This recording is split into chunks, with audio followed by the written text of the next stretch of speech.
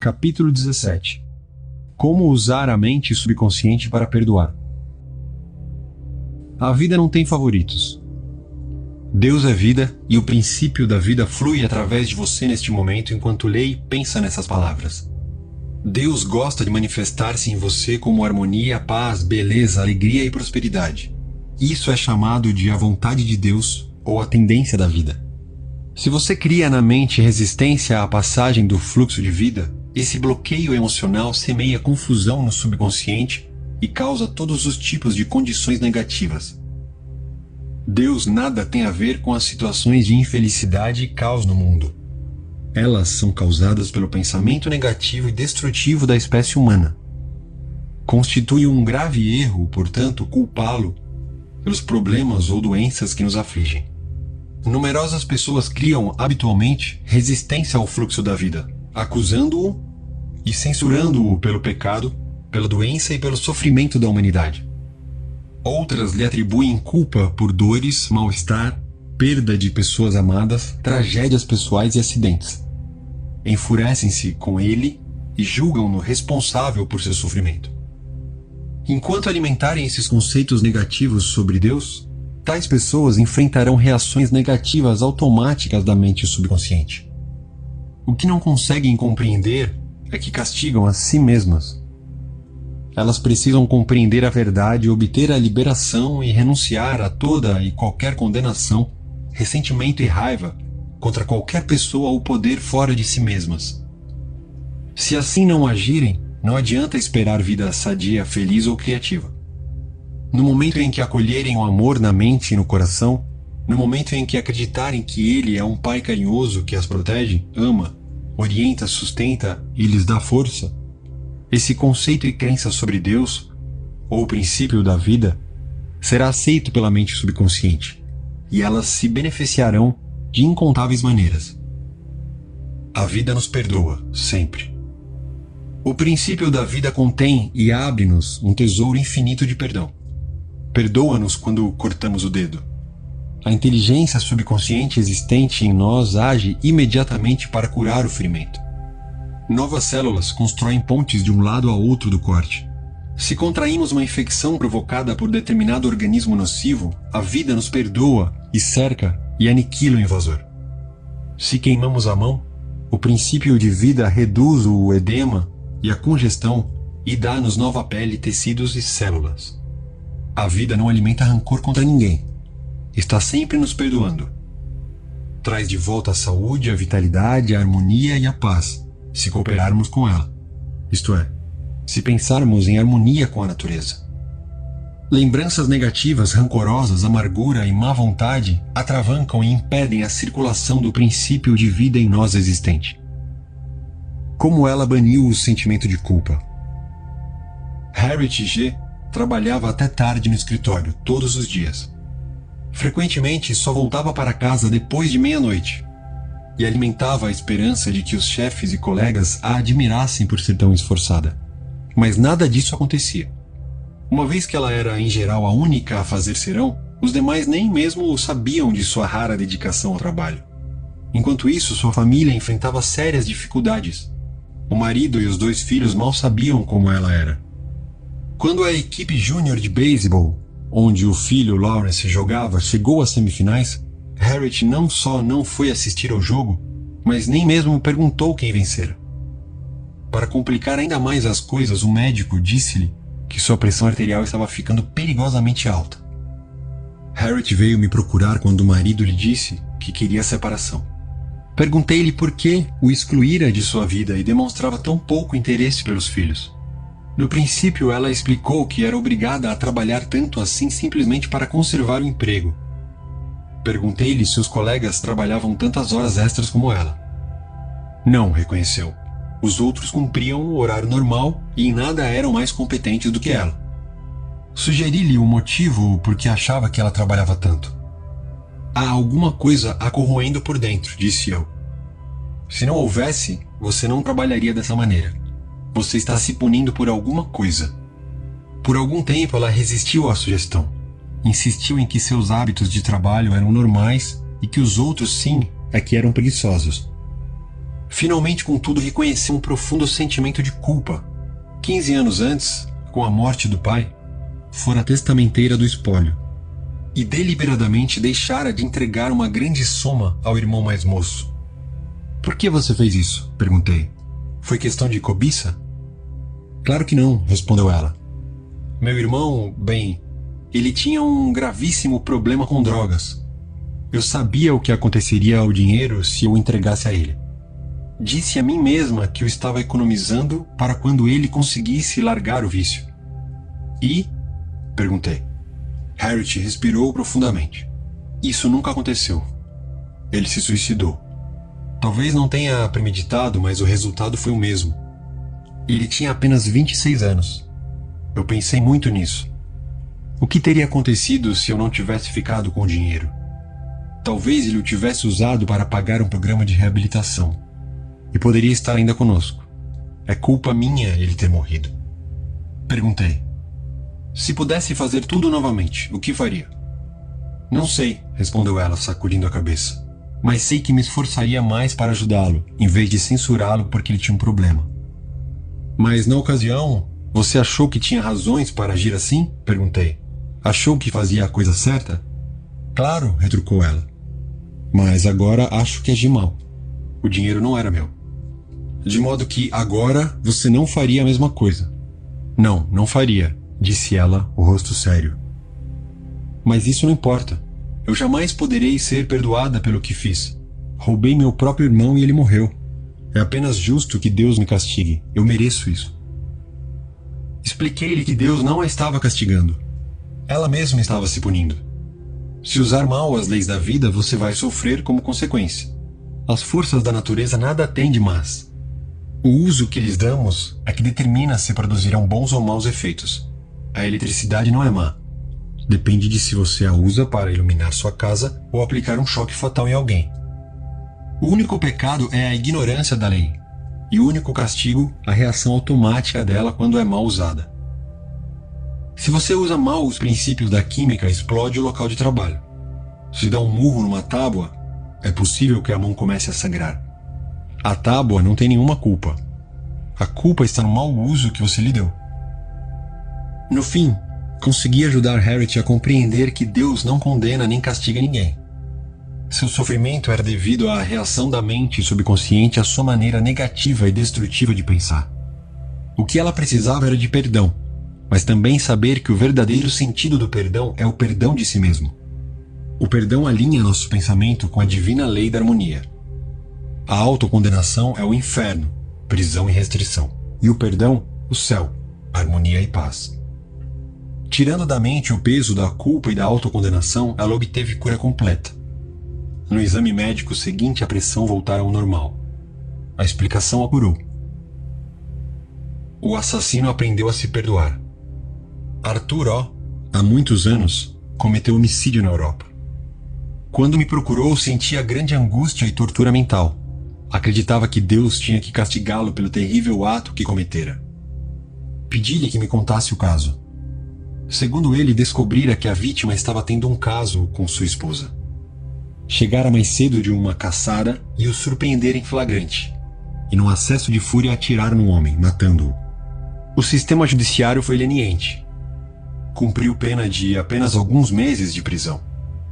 Ao ser solto, divorciou-se da esposa e emigrou para os Estados Unidos. Após vários anos, casou-se com uma americana. Ele e a esposa foram abençoados com 3 lindos filhos. Fez carreira bem-sucedida em um campo de atividade em que tinha oportunidade de ajudar muitas pessoas. Era apreciado e respeitado pelos colegas, mas aparentemente nada disso o ajudava. Após todos esses anos, continuava a culpar-se pelo que acontecera. Após ouvir-lhe a história, expliquei que, segundo a ciência, todas as células de nosso corpo são renovadas a cada 11 meses. Tanto física quanto psicologicamente, ele não era mais o mesmo homem que cometera aquele homicídio, que acontecera muitos anos antes. Além disso, ele evidentemente se transformara, tanto mental quanto espiritualmente. Nesse momento transbordava de amor e boa vontade para com a humanidade. A pessoa que cometera aquele crime, anos atrás, estava morta, mental e espiritualmente. Recusando-se a se perdoar, ele condenava um inocente. A explicação produziu um efeito profundo. Disse-me ele que se sentiu como se um grande peso tivesse sido retirado de sua mente, e compreendeu pela primeira vez o sentido interno da verdade seguinte da Bíblia. Vinde, pois, e arrazoemos, diz o Senhor. Ainda que vossos pecados sejam como escarlate, eles se tornarão brancos como a neve. Ainda que sejam vermelhos como o carmesim, se tornarão como a lã. Isaías capítulo 1, versículo 18. Críticas não podem feri-lo sem seu consentimento. Uma professora primária chamada Ramona K. procurou-me após uma palestra. Disse-me que recentemente fora obrigada a fazer um discurso. Em seguida, uma colega lhe enviou um bilhete cheio de críticas. Dizia que Ramona falara rápido demais, engolira palavras e nem ao menos pudera ser ouvida com clareza. Ramona ficou magoada e furiosa. Sentiu grande raiva da colega e, na escola, procurou evitar qualquer contato com ela. Quando a interroguei, Ramona reconheceu que merecia muitas das críticas. Não tinha experiência em falar para adultos. Antes, sentira-se nervosa e depois, feliz por ter acabado a aprovação. Esse era o motivo por que ficara tão magoada com as críticas da colega. Era como se alguém espinafrasse um bebê que estava aprendendo a andar, por não correr, quando simplesmente andar já era uma façanha extraordinária. Enquanto conversávamos, Ramona começou a compreender que sua primeira reação fora infantil. Acabou por reconhecer que o bilhete constituíra, na verdade, uma bênção e um corretivo muito necessário. Resolveu melhorar esse particular e matriculou-se em um curso de oratória, oferecido por uma faculdade próxima. Paralelamente, ligou para a autora do bilhete para lhe agradecer pelo interesse e pelas boas informações. Como ser compassivo? Mas e se o bilhete recebido por Ramona fosse absolutamente infundado? E se ela tivesse boa razão para pensar que a crítica ao discurso simplesmente não tinha fundamento? Nesse caso, Ramona teria que compreender que alguma coisa no discurso, fosse na apresentação ou no conteúdo, perturbara os preconceitos, superstições ou crenças sectárias mesquinhas da autora do bilhete. O problema nesse caso não seria seu, mas da colega que o escrevera. Compreender isso implicaria dar um primeiro passo essencial para a compaixão. O passo lógico seguinte seria orar pela paz, harmonia e compreensão da colega. Nós não podemos ser magoados quando sabemos que somos senhores de nossos pensamentos, reações e emoções. As emoções seguem os pensamentos, e temos o poder de rejeitar todos os que nos perturbam ou incomodam. Abandonada no altar. Há alguns anos fui chamado para realizar um casamento em uma igreja próxima. O noivo não apareceu. Ao fim de 2 horas, a quase esposa derramou algumas lágrimas e disse em seguida: orei pedindo orientação divina. Essa pode ser a resposta à minha oração, porque ele nunca falha. A reação dela reafirmava a fé em Deus e em todas as coisas boas. E não sentiu amargura no coração, porque, como disse, por mais que eu ansiasse por isso, acho que esse casamento forçosamente não teria sido a ação correta, porque orei por a ação correta, não apenas por mim, mas por nós dois. Essa jovem passou serenamente por uma experiência que poderia ter lançado outra pessoa à depressão. Sintonize a inteligência infinita existente em seu subconsciente. Confie na resposta com tanta certeza quanto confiava em seu pai e sua mãe quando o carregavam nos braços. Essa é a estrada real para o equilíbrio e a saúde mental e emocional. É errado casar. Sexo é imoral e eu sou imoral. Uma jovem procurou-me após uma de minhas palestras. Disse-me que se chamava Carol. Fiquei impressionado com a aparência dela. Usava um vestido preto simples e meias compridas também pretas. Rosto pálido e sem expressão, sem pelo menos vestígios de batom ou qualquer outra maquiagem. Maneiras controladas, mas também vigilantes, como se pensasse que as pessoas em volta poderiam, de repente, começar a agir de forma imoral. Logo depois, Carol começou a relatar a educação que havia recebido. Fora criada pela mãe, que lhe ensinara que dançar, jogar cartas, nadar ou namorar eram pecados. De acordo com a mãe, todos os homens eram maus. Sexo nada mais era do que devassidão inspirada pelo demônio. Se desobedecesse a esses mandamentos, se deixasse de segui-los ao pé da letra e espírito, arderia eternamente no inferno. Quando saía com rapazes do escritório onde trabalhava, Carol sentia um profundo sentimento de culpa. Estava convencida de que Deus a castigaria. Um rapaz de quem gostava muito propôs-lhe casamento, mas ela recusou. Ou, como me disse, é errado casar, sexo é imoral e eu sou imoral. Era o velho condicionamento falando. Claro que essa jovem transbordava de culpa. Como poderia ser de outra maneira? Era-lhe impossível viver de acordo com as crenças da mãe. Era-lhe impossível também evitar o pensamento de que havia alguma coisa errada nessas crenças. O princípio da vida que flui através de todos nós lutava por reconhecimento e expressão. Sugeri a Carol que tentasse aprender a se perdoar. Perdoar implica renunciar a algo. Ela precisava renunciar a todas as falsas crenças e trocá-las pelas verdades da vida e por autoestima. Carol vinha conversar comigo uma vez por semana. Isso durou 10 semanas.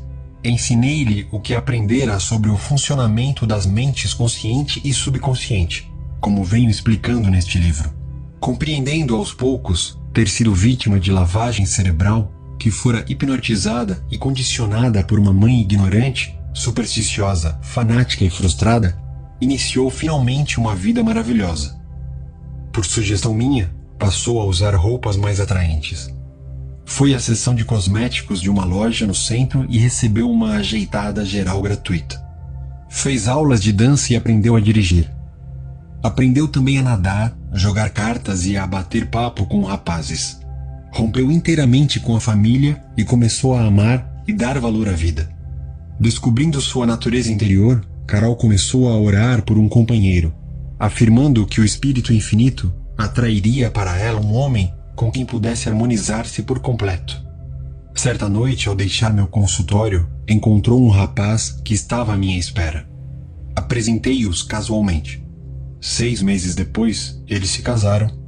Continuam casados e felizes. O perdão é necessário para a cura. E quando estiverdes orando, se tendes alguma coisa contra alguém. Marcos, capítulo 11, versículo 25. Perdoar ao próximo é essencial se queremos paz mental e saúde radiante.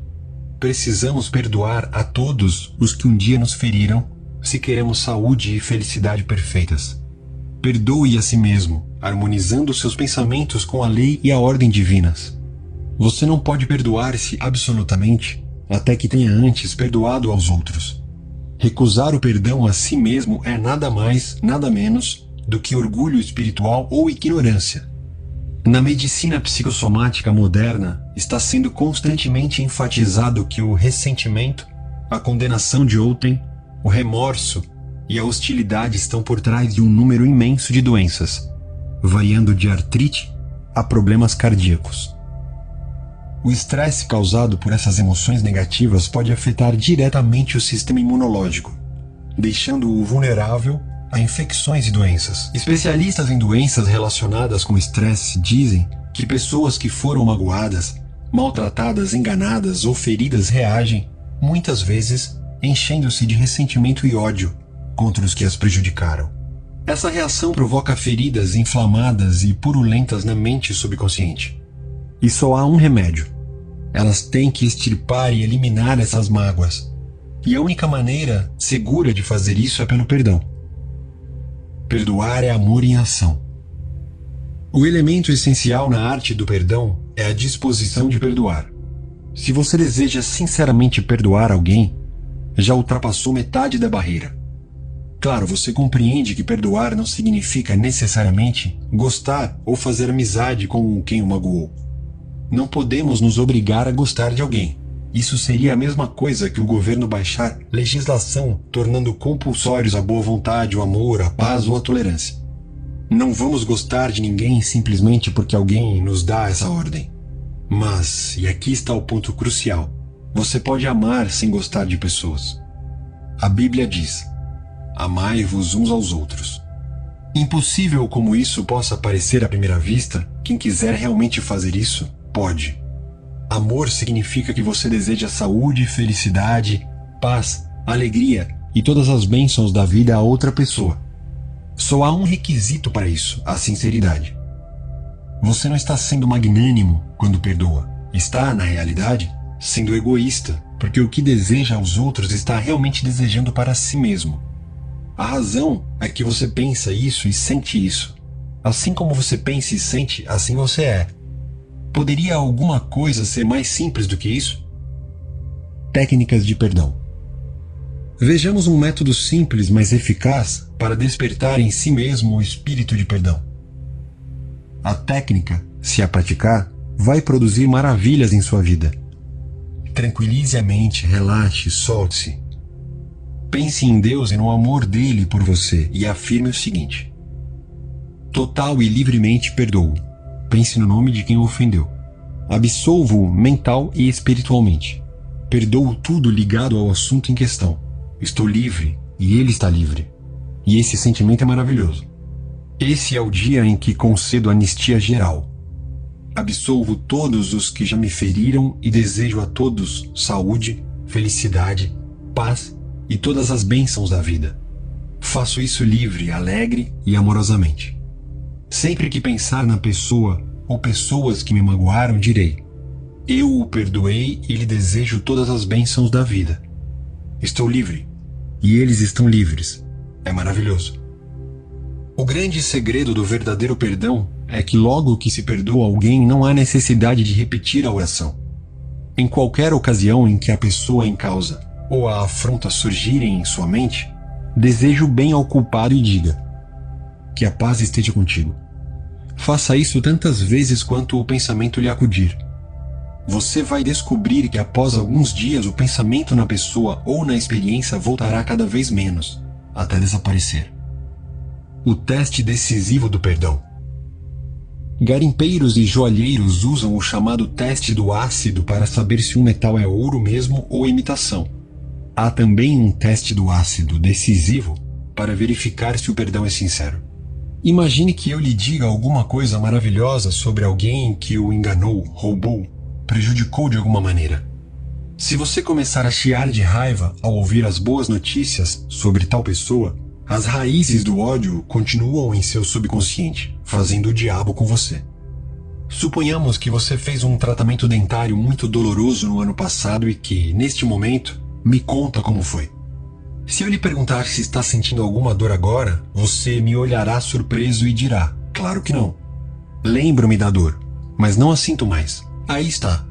Se realmente perdoou a alguém, pode lembrar-se do incidente, porém não sentirá mais o ferrão ou a dor que ele lhe provocou.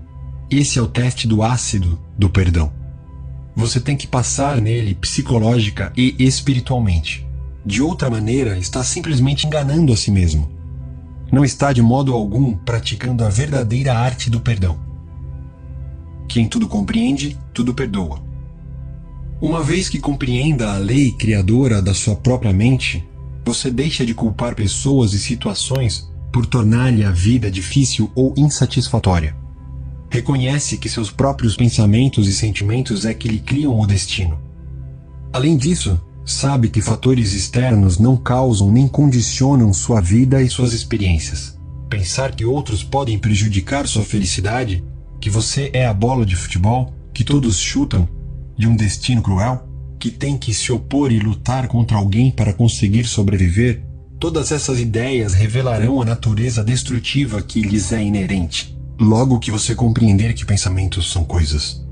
Esse princípio, aliás, é claramente exposto na Bíblia. Porque, como imagina em sua alma, assim ele é. Provérbios, capítulo 23, versículo 7. Ajudas ao perdão. Nem Deus nem a vida escolhem pessoas. A vida não tem favoritos. A vida, ou Deus, apenas parece favorecê-lo quando você começa a se alinhar com os princípios de harmonia, saúde, alegria e paz. 2. Deus, ou a vida, jamais nos envia distúrbios, doenças, acidentes ou sofrimentos. Nós os provocamos com pensamentos negativos e destrutivos, segundo dispõe a lei. Quem semeia vento colhe tempestades. 3. O conceito que você faz de Deus é a coisa mais importante de sua vida. Se realmente acredita em um Deus de amor, seu subconsciente responderá trazendo-lhe incontáveis bênçãos. Acredite em um Deus de amor. 4. Nem a vida nem Deus têm má vontade com você. A vida jamais o condena. Ela cura o corte na sua mão, perdoa-lhe se queima o dedo, reduz o edema e restitui a inteireza e a perfeição à parte lesionada. 5. Seu complexo de culpa é um conceito falso de Deus e da vida. Nenhum dos dois o julga ou castiga. Você faz isso consigo mesmo através de efeitos produzidos pelo subconsciente e que têm origem em crenças falsas, pensamentos negativos e autocondenação. 6. Deus ou a vida não o condena nem castiga. As forças da natureza nada têm de más. Os efeitos de seu uso dependem de como usa o poder que em você existe. Você pode usar eletricidade para matar alguém ou iluminar a casa. Usar água para afogar uma criança ou saciar-lhe a sede. O bem e o mal têm origem no pensamento e na intenção na mente da pessoa. 7. Deus ou a vida jamais pune. As pessoas se punem com falsos conceitos sobre Deus, vida e universo. Como o pensamento é criador, elas criam seu próprio sofrimento. 8. Se outra pessoa o critica e esses defeitos existem em você, rejubile-se, dê graças e aprecie os comentários. Você terá, assim, oportunidade de corrigir os defeitos. 9. Nenhuma crítica pode feri-lo quando você sabe que é senhor de seus pensamentos, reações e emoções. Esse fato lhe dá a oportunidade de rezar pelo próximo e abençoá-lo, e com isso abençoar-se também. 10. Quando ora por orientação e ação correta, aceite o que lhe for dado. Reconheça que é bom, muito bom, o que recebeu. Dessa maneira não terá razão para autopiedade, críticas ou ódio. 11. Nada é em si bom ou mal. O pensamento é que lhe dá essa característica. Não há o mal no desejo de alimento, sexo, riqueza ou verdadeira autoexpressão. Tudo depende da maneira como você usa essas ânsias, desejos e aspirações. Seu desejo de alimento pode ser atendido sem matar alguém por um pedaço de pão. 12. Ressentimento, ódio, má vontade e hostilidade estão por trás de um número enorme de doenças. Perdoe a si mesmo e a todos, doando amor, vida e boa vontade a todos os que o magoaram. Continue a agir assim até que possa reencontrá-los em sua mente e saber que está em paz com eles. 13. Perdoar é doar alguma coisa.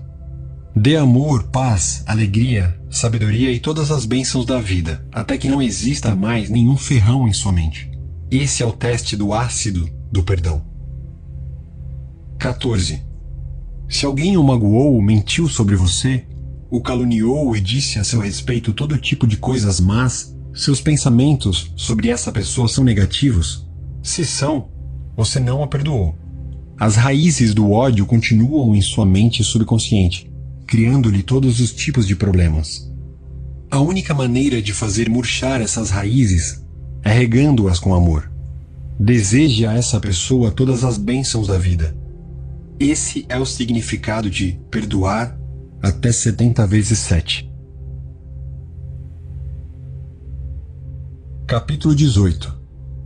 Como o subconsciente elimina bloqueios mentais. O que podemos fazer quando enfrentamos uma situação difícil e não vemos uma solução clara para ela? A solução está no problema. Toda pergunta implica sua própria resposta. A inteligência infinita existente na mente subconsciente tudo sabe e tudo vê. Ela sabe a resposta e a está revelando a você neste momento. Mas você tem que escutá-la. Tem que seguir com total confiança as intuições que ela lhe dá. Uma vez que adote essa nova atitude mental, de que a inteligência criadora existente em você está lhe trazendo uma boa solução, você encontra a resposta que espera. pode confiar em que essa atitude trará ordem, paz e sentido a todas as suas iniciativas. Como eliminar ou formar um hábito? Todos nós somos criaturas de hábitos. O hábito é uma função da mente subconsciente. Aprendemos a nadar, pedalar, dançar, dirigir um carro fazendo consciente e repetidamente tais coisas, até que elas abrem sulcos no subconsciente. Em seguida, a ação automática do hábito, a cargo do subconsciente, assume o comando, surgindo o estado às vezes denominado de segunda natureza, isto é, a reação da mente subconsciente ao pensamento e à ação que constituem nossa primeira natureza. Se criamos os hábitos, segue-se que temos liberdade de escolher os bons e os maus. Se repetimos um pensamento ou hábito negativos durante um longo período de tempo, colocamos-nos sob a compulsão de um hábito. A lei do subconsciente é a compulsão. Como ele eliminou um mau hábito? Ao me procurar, Bob J.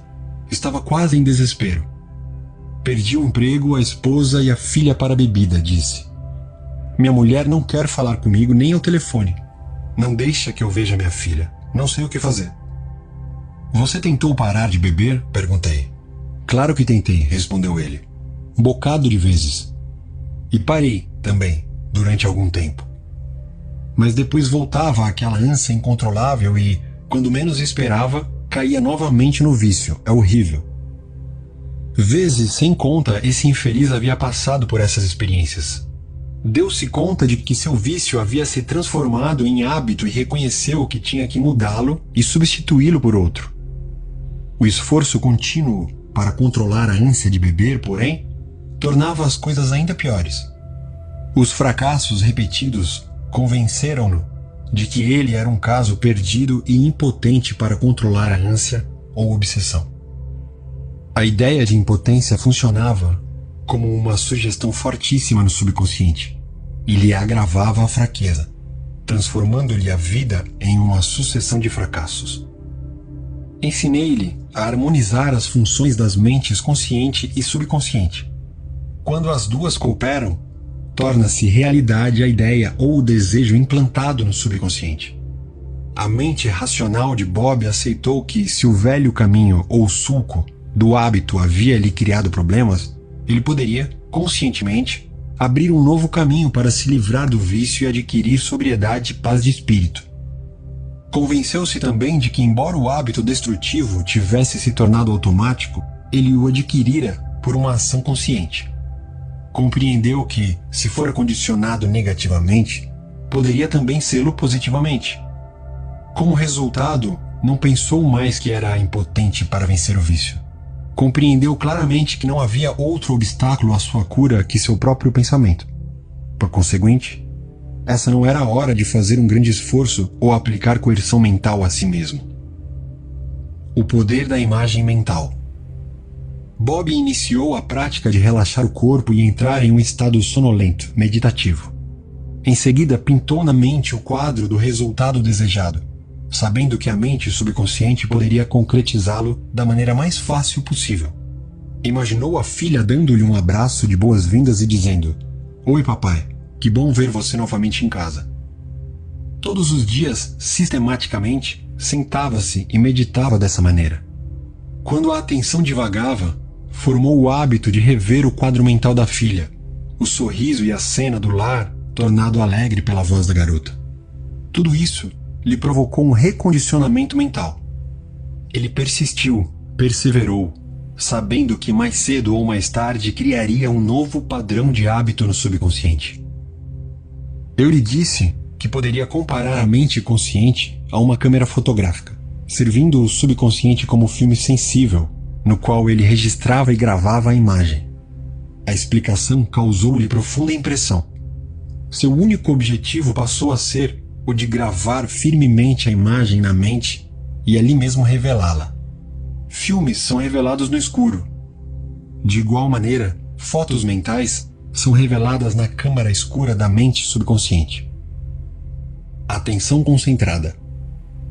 Bob compreendeu que a mente consciente funcionava como uma câmera e, portanto, Não recorria a qualquer esforço. Não travava qualquer luta mental. Tranquilamente ajustava os pensamentos e focalizava a atenção na cena diante de seus olhos mentais, até identificar-se gradualmente com ela. Deixou-se absorver por essa atmosfera, projetando com frequência o filme na mente. Não havia a menor dúvida de que ocorreria a cura. Quando sentia a tentação de beber, mudava o foco da imaginação, de farras de bebida, para a sensação de estar em casa com a família. Teve sucesso porque esperou confiantemente viver o filme que revelava na mente. Hoje ele é abstêmio, está reintegrado na família e tem uma carreira bem-sucedida e felicidade radiante. Ela disse que um pé frio a estava seguindo. Nos últimos 3 meses venho esbarrando com um obstáculo após outro. Acho mesmo que um pé frio anda me seguindo. Ruth B. era fundadora de uma firma encarregada de contas de serviços prestados e da contabilidade de profissionais liberais. No início, a empresa teve grande sucesso, mas em seguida aconteceu alguma coisa. Eu não entendo isso, disse-me ela. De repente, foi como se todas as portas abertas se fechassem para mim. Uma vez após outra, eu levava clientes e potencial a ponto de assinar o contrato, mas na última hora eles recuavam. O que é que está acontecendo? Há quanto tempo tem esse problema? Perguntei. Como eu disse, há uns 3 meses, respondeu ela. Desde meados de abril. Curioso, perguntei. O que é que a faz ter tanta certeza da data? Aconteceu alguma coisa diferente nessa ocasião? Ela fechou a cara. Pode acreditar que sim. Eu estava preparando uma proposta para um certo ortodontista. Não vou dizer o nome dele, mas se seu filho usa aparelho de correção de arcada dentária, o senhor provavelmente o conhece. Expliquei toda a proposta.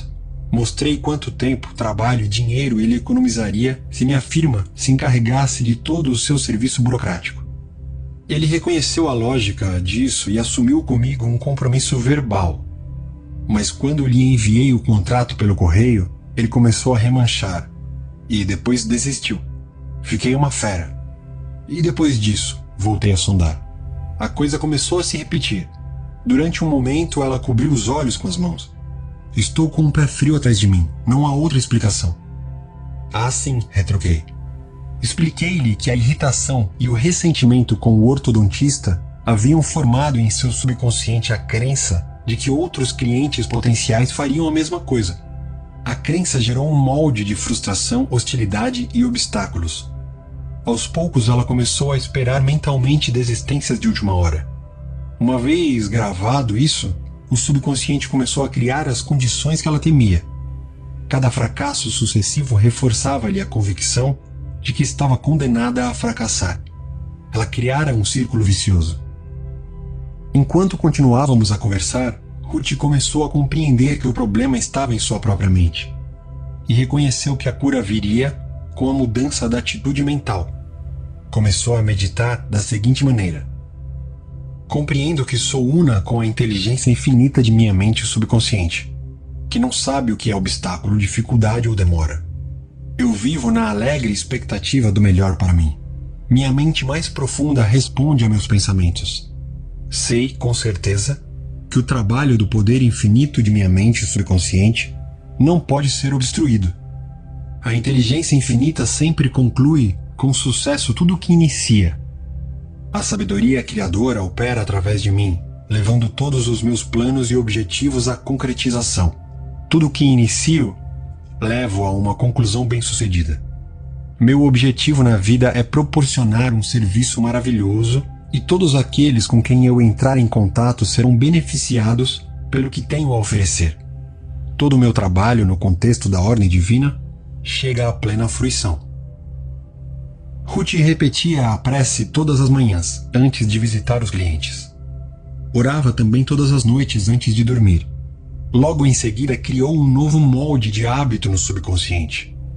Não muito tempo depois, conseguiu convencer vários clientes em potencial a assinar contratos com sua firma. O pensamento de ser vítima de um pé frio foi inteiramente esquecido. Quanto você quer realmente o que quer? Conta-se que um jovem perguntou a Sócrates como poderia obter sabedoria. Venha comigo, respondeu Sócrates. O filósofo levou-o até um rio e empurrou a cabeça dele na água. Manteve-a nessa posição até que o rapaz começou a lutar para respirar. Nesse momento ele o soltou. Quando o rapaz voltou à calma, Sócrates lhe perguntou: "O que foi que desejou acima de tudo quando estava com a cabeça dentro d'água?" "Eu queria ar", respondeu o rapaz. Sócrates inclinou lentamente a cabeça num gesto de concordância. "Quando você quiser sabedoria tanto quanto quis ar, quando a cabeça estava sob a água", disse, "você a terá. Da mesma forma, quando você sente um desejo forte e sincero de eliminar certo bloqueio na vida, chega à conclusão clara de que há uma maneira de fazer isso. Confiantemente decide que esse é o curso que deseja seguir. Nesse momento a vitória e o triunfo estão garantidos. Se você quer realmente paz de espírito e calma interior, você os terá. Não importa quão injustamente o trataram, como o chefe foi injusto ou que descobriu que alguém é realmente um patife. Nada disso fará diferença para você quando despertar para seus poderes mentais e espirituais. Você sabe o que quer e se recusa terminantemente a permitir que os ladrões, os pensamentos de ódio, raiva, hostilidade e má vontade roubem sua paz, harmonia, saúde e felicidade. Logo que formar o hábito de identificar imediatamente seus pensamentos com o objetivo que tem na vida, você deixará de ser perturbado por pessoas, condições, notícias e eventos. Seu objetivo será paz, saúde, inspiração, harmonia e prosperidade. Sinta nesse instante um rio de paz fluindo por você. Seu pensamento é o poder imaterial e invisível e você resolveu aceitar que ele o abençoe, inspire e lhe conceda a paz. Por que ele não podia ser curado? Alan S. era representante regional de uma grande distribuidora de livros didáticos. Casado com 4 filhos, quando viajava a negócios mantinha um caso com outra mulher. Quando veio me consultar estava nervoso e irritado. Não conseguia dormir sem a ajuda de comprimidos. Tinha pressão alta e umas dores pelo corpo que seu médico não podia diagnosticar nem aliviar. Como logo descobrimos, a causa de tudo era um profundo senso inconsciente de culpa. O credo religioso em que fora educado e que estava profundamente gravado em seu subconsciente dava grande ênfase à santidade dos laços do matrimônio. Ainda assim, violava-os aberta e flagrantemente. Bebia demais numa tentativa vã de curar a ferida da culpa.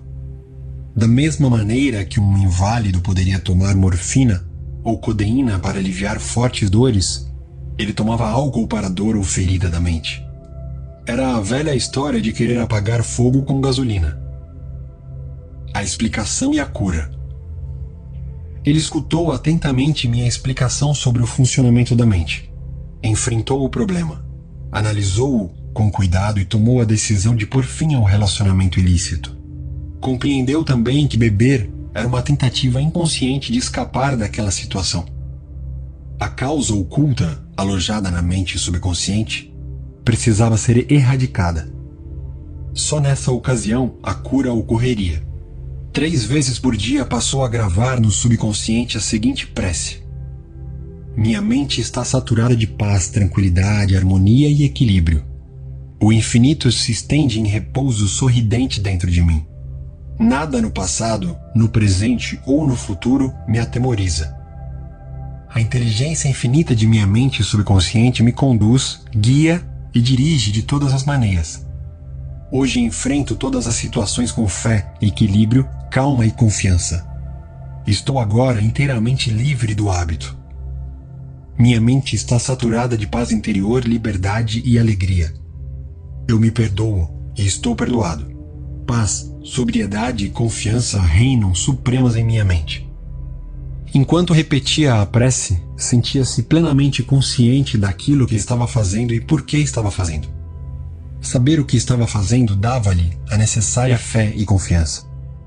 Expliquei-lhe que enquanto pronunciava essas palavras em voz alta, lenta e amorosamente, compreendendo-lhes o sentido, elas mergulhavam gradualmente em sua mente subconsciente. Tal como sementes, elas brotariam segundo sua natureza. Enquanto ouvia o som, As vibrações curadoras das palavras chegavam à mente subconsciente e obliteravam todos os padrões mentais negativos que lhe haviam causado os problemas. Luz dissipa trevas. Pensamentos construtivos destroem os negativos. Um mês depois ele era um novo homem. A recusa em admitir o fato. Se você é alcoólatra ou viciado em drogas, reconheça isso. Não evite o problema. Muitos continuam doentes porque se recusam a admitir sua condição. Sua doença é um caso de instabilidade, de medo interior. Você se recusa a enfrentar a vida e tenta escapar da responsabilidade usando a garrafa. Como alcoólatra, você não tem livre-arbítrio. Talvez pense que tem. Quem sabe pode até vangloriar-se de sua força de vontade. Se é um alcoólatra e diz categoricamente: não vou mais tocar em bebida, saiba que você não tem poder necessário para transformar essas palavras em realidade. A razão é que você não sabe onde se localiza o poder. Você vive numa prisão psicológica construída com suas próprias mãos. É controlado por suas crenças, opiniões, educação e influências externas. Tal como a maioria das pessoas, você é uma criatura de hábitos, condicionada a reagir como faz. Desenvolva a ideia de que é livre. Você pode cultivar na mente consciente a ideia de que é livre e tem paz de espírito e deixar que ela siga para as profundezas de seu subconsciente. Este todo-poderoso como é, eliminará todo o desejo de beber. Nessa ocasião, você chegará a uma nova compreensão da maneira como sua mente funciona. Descobrirá dentro de si os recursos infinitos necessários para dar fundamento às suas palavras e provar a verdade a si mesmo. 51% curado.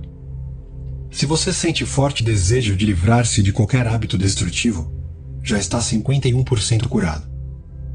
Quando o desejo de eliminar o mau hábito for maior do que a necessidade de continuar com ele, você descobrirá, surpreso, que a emancipação completa está a apenas um passo. Qualquer que seja o pensamento em que prende a mente o ampliará. Impregne a mente com os conceitos de que é um homem livre, isto é, livre do hábito destrutivo, e que tem paz de espírito. Mantenha a atenção concentrada nessa nova direção. Ao fazer isso, você gera sentimentos que aos poucos saturam o conceito de liberdade e paz. Todas as ideias que você impregna de emoção são aceitas e transformadas em realidade pelo subconsciente. A lei da substituição. Convença-se de que alguma coisa boa pode surgir de seu sofrimento. Você não sofreu em vão. É uma idiotice, porém, continuar a sofrer. Se continuar a beber, o álcool provocará sua deterioração e decadência mental e física. Convença-se de que o poder existente em seu subconsciente lhe dará todo o apoio. Mesmo que caia na melancolia, você pode começar a imaginar a alegria de estar livre do vício, que lhe está reservado. A lei da substituição é a seguinte: a imaginação levou-o à garrafa. Deixe que o leve agora para a vitória sobre o vício e a paz de espírito. Você vai sofrer um pouco, mas por uma finalidade construtiva. Aguente o sofrimento como uma mãe aguenta as dores do parto e dará à luz um filho da mente. Seu subconsciente dará à luz à sobriedade. A causa do alcoolismo. A verdadeira causa do alcoolismo é o pensamento negativo, destrutivo. Assim como o homem pensa, assim ele é. O alcoólatra sofre de um profundo senso de inferioridade, inadequação, frustração e derrota. Não raro, esses sentimentos se fazem acompanhar de uma profunda hostilidade interior contra alguém ou alguma coisa. Ele dispõe de uma infinidade de álibis para explicar o vício, embora, na realidade, a única razão seja sua vida mental. 3 passos mágicos. Primeiro passo. Fique imóvel, pare as rodas da mente. Entre em um estado sonolento de torpor. Nesse estado relaxado, tranquilo, receptivo, você se prepara para o segundo passo. Segundo passo. Formule uma frase curta que possa gravar facilmente na memória e repita-a, como se fosse uma canção de ninar. Use a frase: tenho agora sobriedade e paz de espírito, e dou graças por isso. Para impedir a mente de distrair-se, repita as palavras em voz alta e imite a pronúncia com os lábios e a língua enquanto a repete mentalmente. Essa técnica facilita a penetração da frase no subconsciente. Faça isso durante 5 minutos ou mais. Você obterá uma profunda resposta emocional. Terceiro passo. Pouco antes de dormir, pratique o que Johann von Goethe, o grande poeta alemão, costumava fazer. Imagine um amigo ou pessoa amada fazendo-lhe companhia. Você está de olhos fechados, relaxado e em paz. A pessoa amada ou o amigo estão subjetivamente presentes e lhe dizem parabéns. Você vê o sorriso, ouve a voz.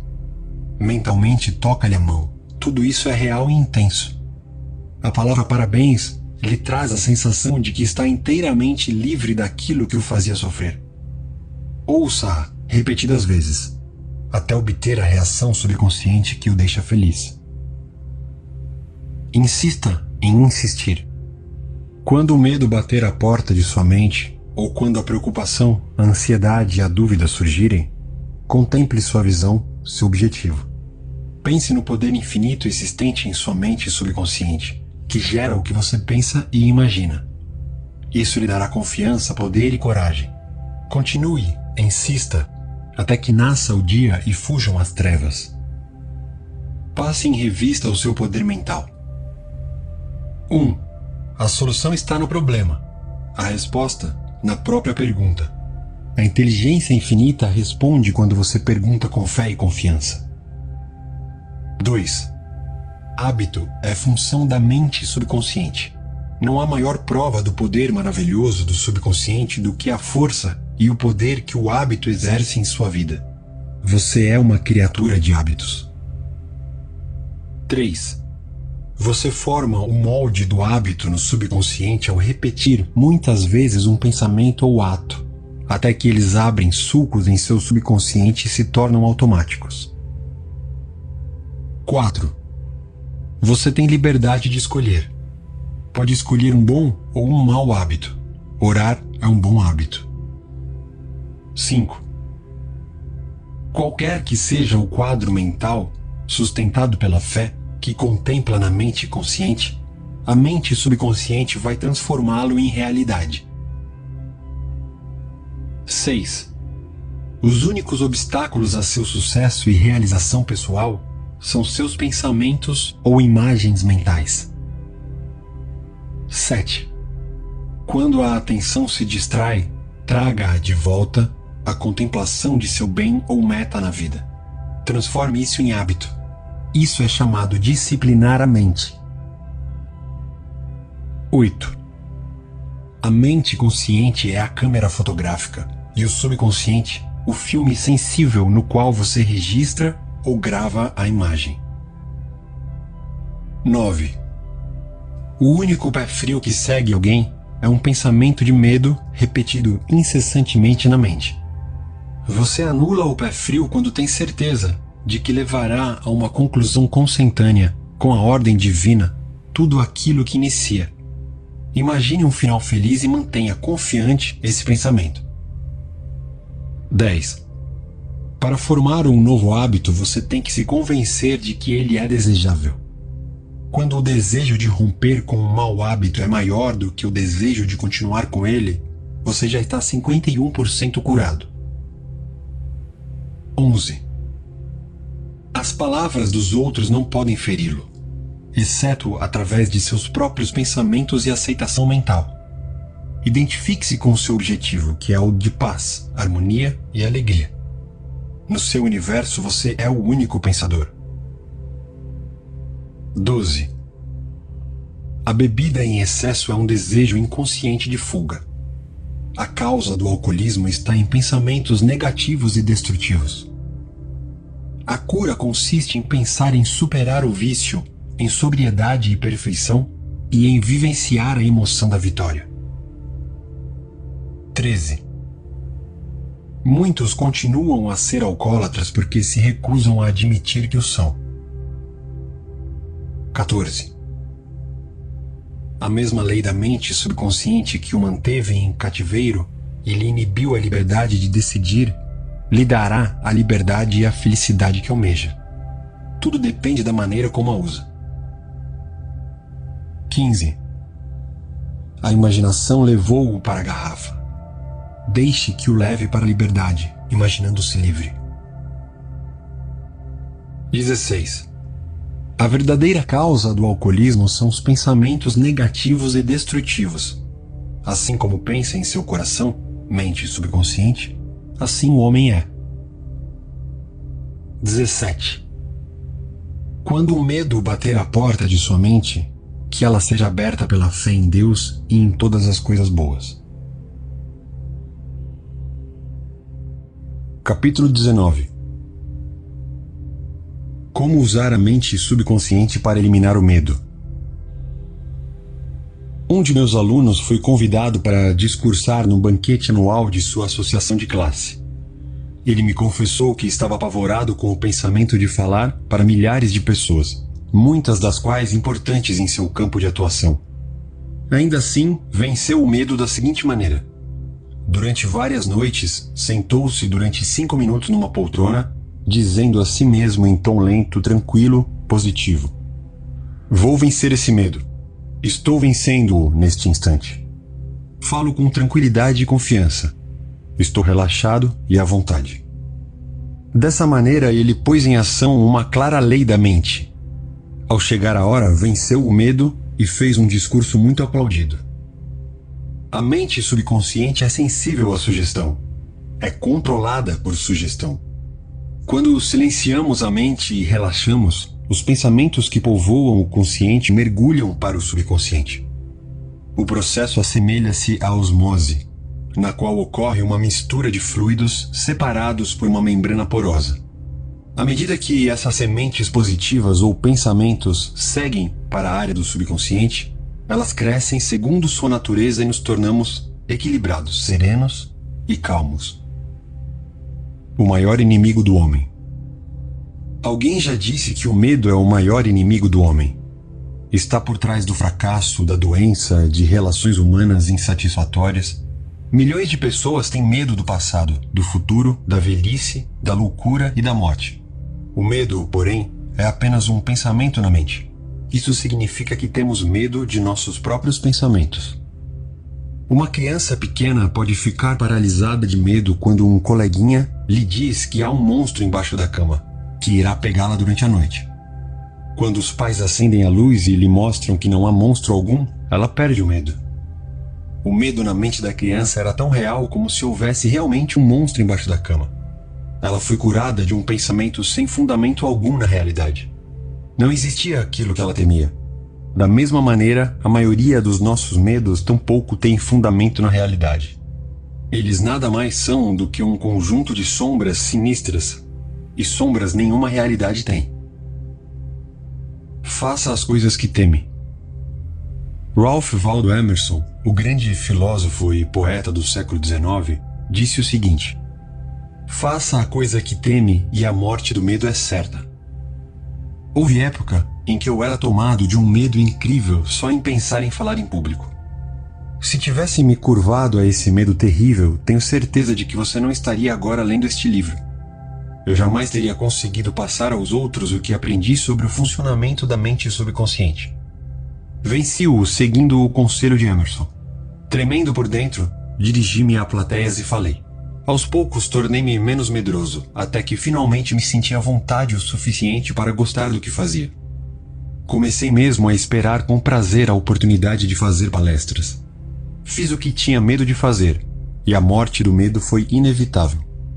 Quando dizemos positivamente que vamos vencer os medos e chegamos a uma decisão final na mente consciente, liberamos o poder do subconsciente, que começa a fluir de acordo com a natureza de nossos pensamentos.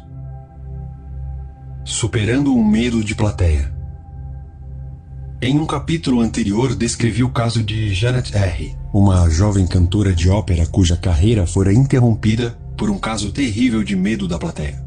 Ao ser convidada para um teste de voz, com possibilidade de escolha para um papel importante numa ópera, compreendeu que essa bem que poderia ser sua última oportunidade de sucesso. Ainda assim, o nervosismo de enfrentar o público continuava tão forte como nunca. A menos que conseguisse vencê-lo, sabia que fracassaria mais uma vez. Como maneira de superá-lo, isolou-se em uma sala e fez o melhor que pôde para relaxar corpo e mente. Com o objetivo de repelir a sugestão de medo que lhe dominava o subconsciente, repetiu devagar, tranquila e convictamente as seguintes palavras: eu canto maravilhosamente bem. Sou equilibrada, serena, confiante e calma. Repetiu essas palavras de 5 a 10 vezes de cada vez. Ao fim de uma semana, sentia-se equilibrada e confiante. Ao chegar a hora, fez um teste brilhante. Se você adaptar o mesmo procedimento a qualquer situação em que se encontre e levá-lo até o fim com seriedade e confiança, a morte do medo será inevitável. Medo do fracasso. Frequentemente recebo visitas de estudantes de uma universidade próxima. Uma queixa comum a muitos deles é o que podemos chamar de amnésia por sugestão durante os exames. Eles me contam sempre a mesma história. Antes do exame, sei a matéria de cor e salteado e lembro-me de todas as respostas depois. Mas quando estou na sala, olhando para a prova, dá um branco em mim. Muitos de nós tivemos experiências semelhantes. A explicação desse fato está em uma das grandes leis da mente subconsciente. A ideia que se transforma em realidade é aquela a qual damos atenção mais concentrada. Conversando com os estudantes, descobri que a ideia a que davam mais atenção era a do fracasso. Como resultado, era fracasso o que o subconsciente transformava em realidade. O próprio medo de fracasso cria a experiência de fracasso, por amnésia temporária. Uma estudante de medicina chamada Sheila B. era uma das mais brilhantes da classe. Mesmo assim, quando fazia uma prova oral ou escrita, dava um branco nela ao ouvir ou ler as perguntas mais simples. Expliquei-lhe a razão desse fato. Durante vários dias antes do exame, ela estivera pensando e preocupando-se com as possibilidades de fracasso. Esses pensamentos negativos tornaram-se carregados de medo. Pensamentos saturados da poderosa emoção do medo são transformados em realidade no subconsciente. Em outras palavras, a jovem estudante estava pedindo ao subconsciente que desse um jeito para ela ser reprovada, e foi isso exatamente o que ele fez. No dia do exame, quando deu por si, foi atacada de amnésia por sugestão. Como ela venceu o medo? Estudando o funcionamento da mente subconsciente, Sheila aprendeu que nela havia o tesouro da memória. O subconsciente continha o registro perfeito de tudo que ela ouvira e lera durante as aulas. Além disso, aprendeu que o subconsciente é impressionável e que responde em reciprocidade. A maneira de manter com ele uma forte comunicabilidade é relaxar e adotar um estado de espírito tranquilo e confiante. Todas as noites e pela manhã, Sheila começou a imaginar os pais dando-lhe parabéns por suas maravilhosas notas. Segurava nas mãos a carta imaginária que deles recebera. Ao começar a pensar no resultado almejado, gerou uma resposta correspondente, ou recíproca, em si mesma. Submetido a esse estímulo constante, o poder todo sábio e todo-poderoso do subconsciente assumiu o comando. De acordo com isso, deu ordens à mente consciente e dirigiu-a. Sheila imaginou o resultado que queria, criando dessa maneira meios para concretizá-lo. Seguindo esse procedimento, não teve mais problemas para passar nos exames subsequentes. A sabedoria residente no subconsciente assumiu o comando e obrigou-a a dar o melhor de si mesmo. Medo de água. Quando tinha por volta de 10 anos, caí acidentalmente em uma piscina. Não sabia nadar. Bati os braços em desespero, mas em vão. Senti que estava afundando. Ainda me lembro do terror que senti quando a água escura se fechou à minha volta. Tentei respirar e enchi a boca de água. No último momento, outro menino notou a enrascada em que eu estava, saltou para a água e me puxou para fora. A experiência mergulhou no meu subconsciente. O resultado foi que durante anos tive medo de água. Certo dia, contei esse medo irracional a um sábio e idoso psicólogo. Vá para uma piscina, disse ele. Olhe para a água. Ela é simplesmente um composto químico. constituído de 2 átomos de hidrogênio e 1 de oxigênio. Ela não tem vontade, nem consciência. Você, porém, tem ambas. Inclinei a cabeça perguntando-me ao mesmo tempo aonde ele queria chegar. Uma vez que compreenda que a água é essencialmente passiva, continuou ele, diga em voz alta e forte: vou dominar você. Com os poderes da mente, vou dominá-la. Em seguida, jogue-se na água. Tome lições de natação. Use seus poderes internos para dominá-la. Fiz o que ele mandava. Logo que assumi uma nova atitude mental, o poder onipotente do subconsciente respondeu, dando-me força, fé e confiança. Permitiu-me superar o medo e dessa forma venci a água. Hoje em dia, por prazer e por questões de saúde, nado todas as manhãs. Não permita que a água o domine. Lembre-se, você é o senhor da água. Domine a técnica de superação de todos os tipos de medo. Vejamos uma técnica para superar o medo que ensinei em palestras a milhares de pessoas. Ela funciona como um passe de mágica. Experimente-a. Suponhamos que você tem medo de água. Comece agora. Sente-se imóvel 3 ou 4 vezes por dia. Entre em um estado de profundo relaxamento. Em seguida, imagine-se nadando. Subjetivamente, você está nadando. Mentalmente, você se lançou na água. Sente a temperatura fria dela e o movimento dos braços e das pernas. Tudo isso é atividade da mente, real, vívida e profundamente agradável. Note que isso não é devaneio ocioso. Entenda que o que está experimentando na imaginação será revelado na câmara escura do subconsciente. Em seguida, você será compelido a manifestar no mundo real a imagem e a semelhança do quadro que gravou na mente mais profunda. Na próxima tentativa para nadar, será a alegria que subirá à superfície. Essa é uma das leis do subconsciente. Você pode aplicar a mesma técnica a outros medos. Se tem medo de altura, imagine-se dando um passeio nas montanhas. Sinta a realidade de tudo. Desfrute o ar puro, as flores das montanhas, a paisagem emocionante. Fique certo de que, à medida que continuar a fazer isso mentalmente, fará também fisicamente, com facilidade e conforto. Ele abençoou o elevador. Jonathan M. é executivo em uma grande empresa. Durante muitos anos, teve pavor de andar de elevador. Para não enfrentar isso, subia todas as manhãs 7 andares até a sala onde trabalhava. Quando precisava conversar com funcionários de outras empresas cujas salas ficavam em andares mais altos, sempre arranjava uma desculpa para recebê-los em sua sala ou em um restaurante. Viagens de negócios eram uma tortura para ele. Tinha que telefonar antes para certificar-se de que seu quarto ficaria em um andar baixo e que poderia usar a escada. O medo era produto da mente subconsciente, talvez reflexo de alguma experiência que esquecera por completo. Aprendendo como a coisa funcionava, resolveu mudá-la. Começou a abençoar o elevador todas as noites e várias vezes durante o dia. Em um estado de espírito calmo, confiante, repetia para si mesmo: o elevador de nosso prédio é uma ideia maravilhosa. Ela veio da mente universal. É um benefício e uma bênção para todos os nossos empregados. Proporciona um serviço maravilhoso. Funciona dentro da ordem divina. Uso-o em estado de paz e com alegria. Permaneço em silêncio agora, enquanto as correntes de vida, amor e compreensão fluem por meio de meus moldes de pensamento. Em minha imaginação estou agora no elevador, deixo-o e entro em minha sala. O elevador está cheio de empregados nossos. Converso com eles e todos são cordiais, alegres e despreocupados. Isso é uma experiência maravilhosa de liberdade, fé e confiança. Eu sou grato. Medo normal e anormal. O recém-nascido só tem 2 medos básicos: o de cair e o de sons altos e repentinos. Esses medos são perfeitamente normais.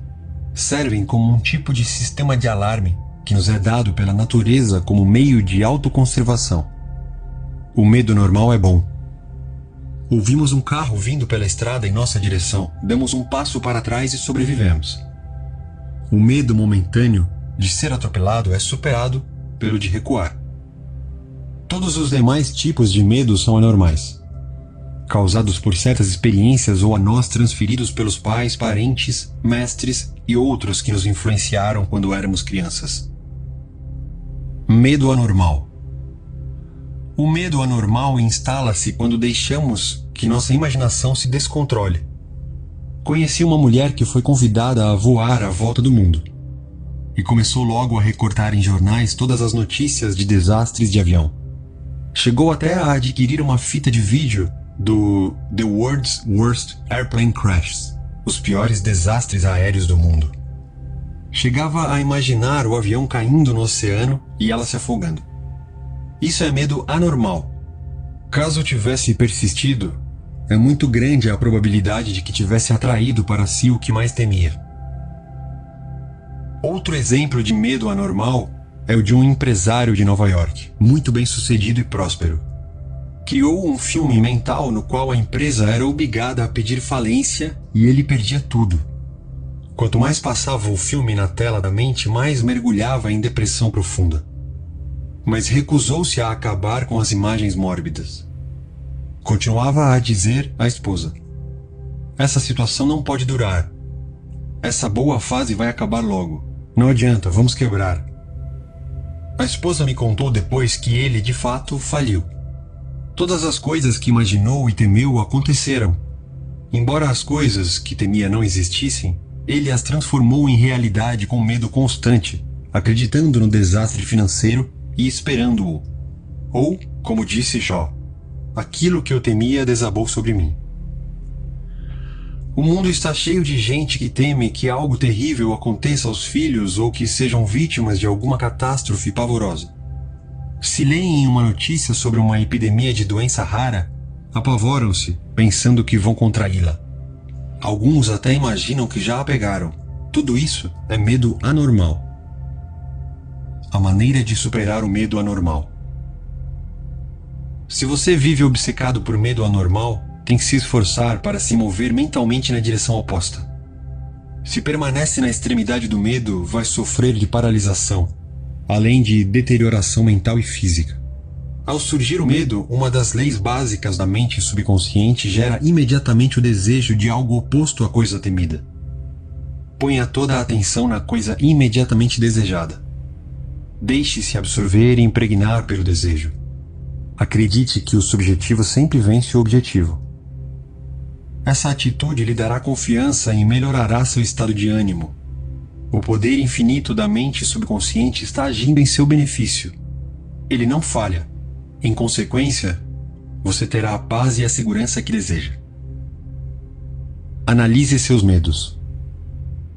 O chefe de vendas de uma grande empresa multinacional me confidenciou que quando começou a trabalhar como vendedor, tinha que dar 5 ou 6 voltas em torno do quarteirão antes de reunir coragem para visitar um cliente.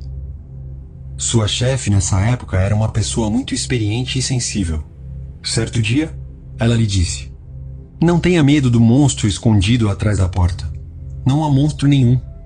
Você é vítima de uma falsa crença." A chefe disse ainda que, em todas as ocasiões em que sentia indícios de medo, enfrentava-o. Olhava-o na cara, bem dentro dos olhos. Quando fazia isso, descobria sempre que o medo diminuía e, finalmente, desaparecia. Ele aterrissou na selva. Um ex-capelão do exército dos Estados Unidos, chamado John N., contou-me que durante a Segunda Guerra Mundial, o avião em que voava foi atingido e danificado por um ataque antiaéreo. Teve que saltar de paraquedas sobre as montanhas cobertas de matas da Nova Guiné. Claro que ficou com medo, mas sabia que o medo se apresenta de 2 formas: a normal e a anormal. O tipo anormal, que estava tentando controlá-lo, é parente próximo do pânico. Resolveu fazer imediatamente alguma coisa sobre o medo.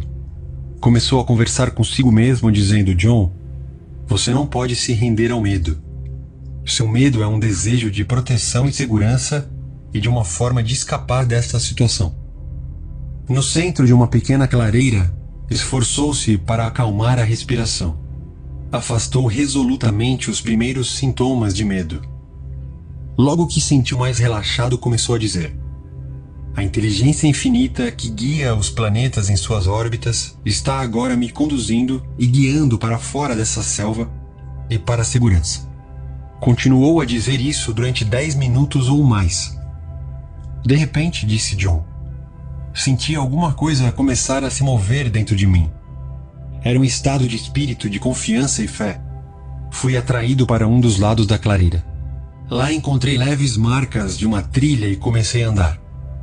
2 dias depois, milagrosamente, cheguei a uma pequena aldeia de nativos cordiais. Eles me alimentaram e em seguida me levaram para a borda da selva, onde um avião de resgate me apanhou. John foi salvo pela mudança da atitude mental. A confiança e fé na sabedoria e poder subjetivo nele existentes deram-lhe a solução do problema. E ele acrescentou: se eu tivesse começado a me lamentar de minha sorte e a sucumbir ao medo, o monstro do medo teria me dominado. Então, com certeza, teria morrido de medo e fome. Ele mesmo se demitiu. Rafael S. era executivo de uma grande fundação. Confessou-me que durante 3 anos viveu apavorado com a possibilidade de perder o cargo. Estava sempre imaginando o fracasso. Vivia temendo que subordinados fossem promovidos antes dele.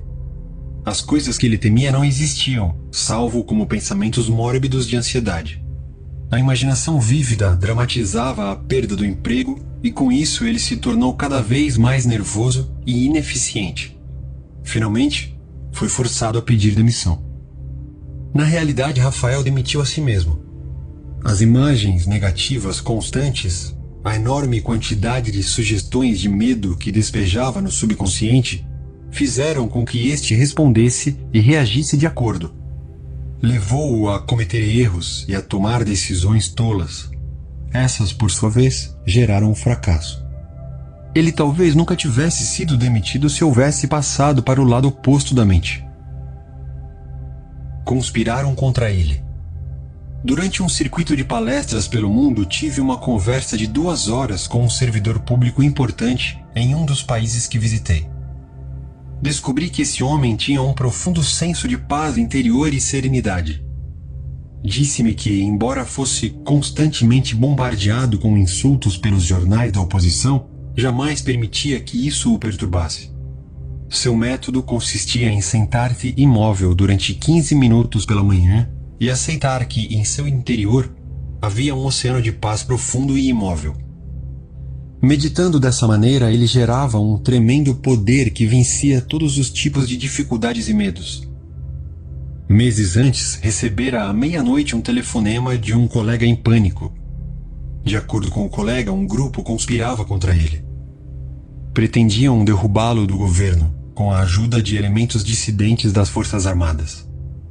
Em resposta, o funcionário respondeu: vou dormir agora em perfeita paz. Amanhã, às 10 horas, poderemos discutir esse assunto.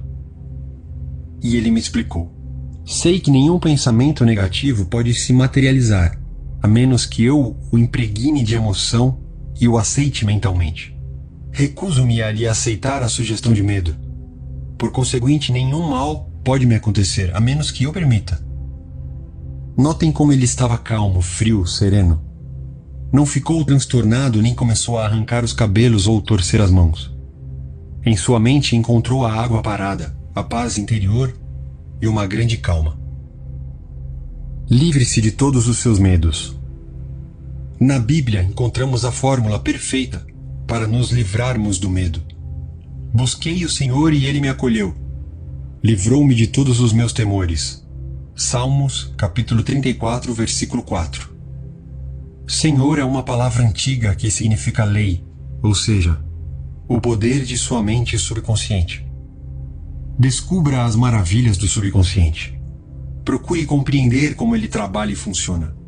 Domine as técnicas que foram ensinadas neste capítulo. Coloque-as em prática agora, hoje. O subconsciente responderá e você se livrará de todos os medos. Busquei o Senhor e Ele me acolheu. Livrou-me de todos os meus temores. Tome este caminho para livrar-se do medo. 1. Faça o que tem medo de fazer e é certa a morte do medo. Se, com perfeita confiança e fé, disser a si mesmo: vou dominar esse medo, isso acontecerá. 2. O medo é um pensamento negativo em sua mente. Suplante-o com um pensamento construtivo. O medo matou milhões. A confiança é mais poderosa do que o medo. Nada é mais poderoso do que a fé em Deus e no bem. 3. O medo é o maior inimigo do homem. É causa de fracassos, doenças e más relações humanas. O amor o expulsa. Amor é apego emocional às boas coisas da vida. Apaixone-se pela honestidade, integridade pessoal, boa vontade e sucesso. Viva na expectativa alegre do melhor e, inevitavelmente, o melhor é o que colherá. 4. Combata as sugestões de medo com seu oposto, tais como: canto maravilhosamente bem, sou equilibrada, serena, calma, e receberá dividendos fabulosos. 5. O medo é a causa da amnésia por sugestão que ataca estudantes durante provas. Você pode vencê-la, afirmando com frequência: tenho memória perfeita para tudo que preciso saber. Imagine um amigo dando-lhe parabéns pelos seus excelentes resultados no exame. Persevere e vencerá. 6. Se tem medo de cruzar um curso d'água, nade. Imagine-se nadando à vontade, alegremente. Mentalmente lance-se à água. Sinta o friozinho gostoso e a emoção de cruzar a piscina. Torne a imagem real. Fazendo isso subjetivamente, será compelido a saltar na água e vencê-la. Essa é a lei de sua mente. 7. Se tem medo de lugares fechados, como elevadores, suba e desça mentalmente neles, enquanto sinceramente lhes abençoa todas as peças e funções, e ficará espantado com a rapidez com que o medo desaparece. 8. Você nasceu com apenas 2 medos: o medo de cair e o medo de ruídos. Todos os demais foram adquiridos. Livre-se deles. 9. O medo normal é bom. O anormal é muito ruim e destrutivo. Abrigar constantemente pensamentos de medo resulta em medos anormais, obsessões complexos. Temer constantemente uma coisa causa sensação de pânico e terror. 10. Você pode vencer o medo anormal quando acredita que o poder de sua mente subconsciente pode mudar condições e tornar realidade os desejos mais acalentados de seu coração. Dê atenção imediata ao seu desejo, que é o oposto do medo. Esse é o amor que expulsa o medo.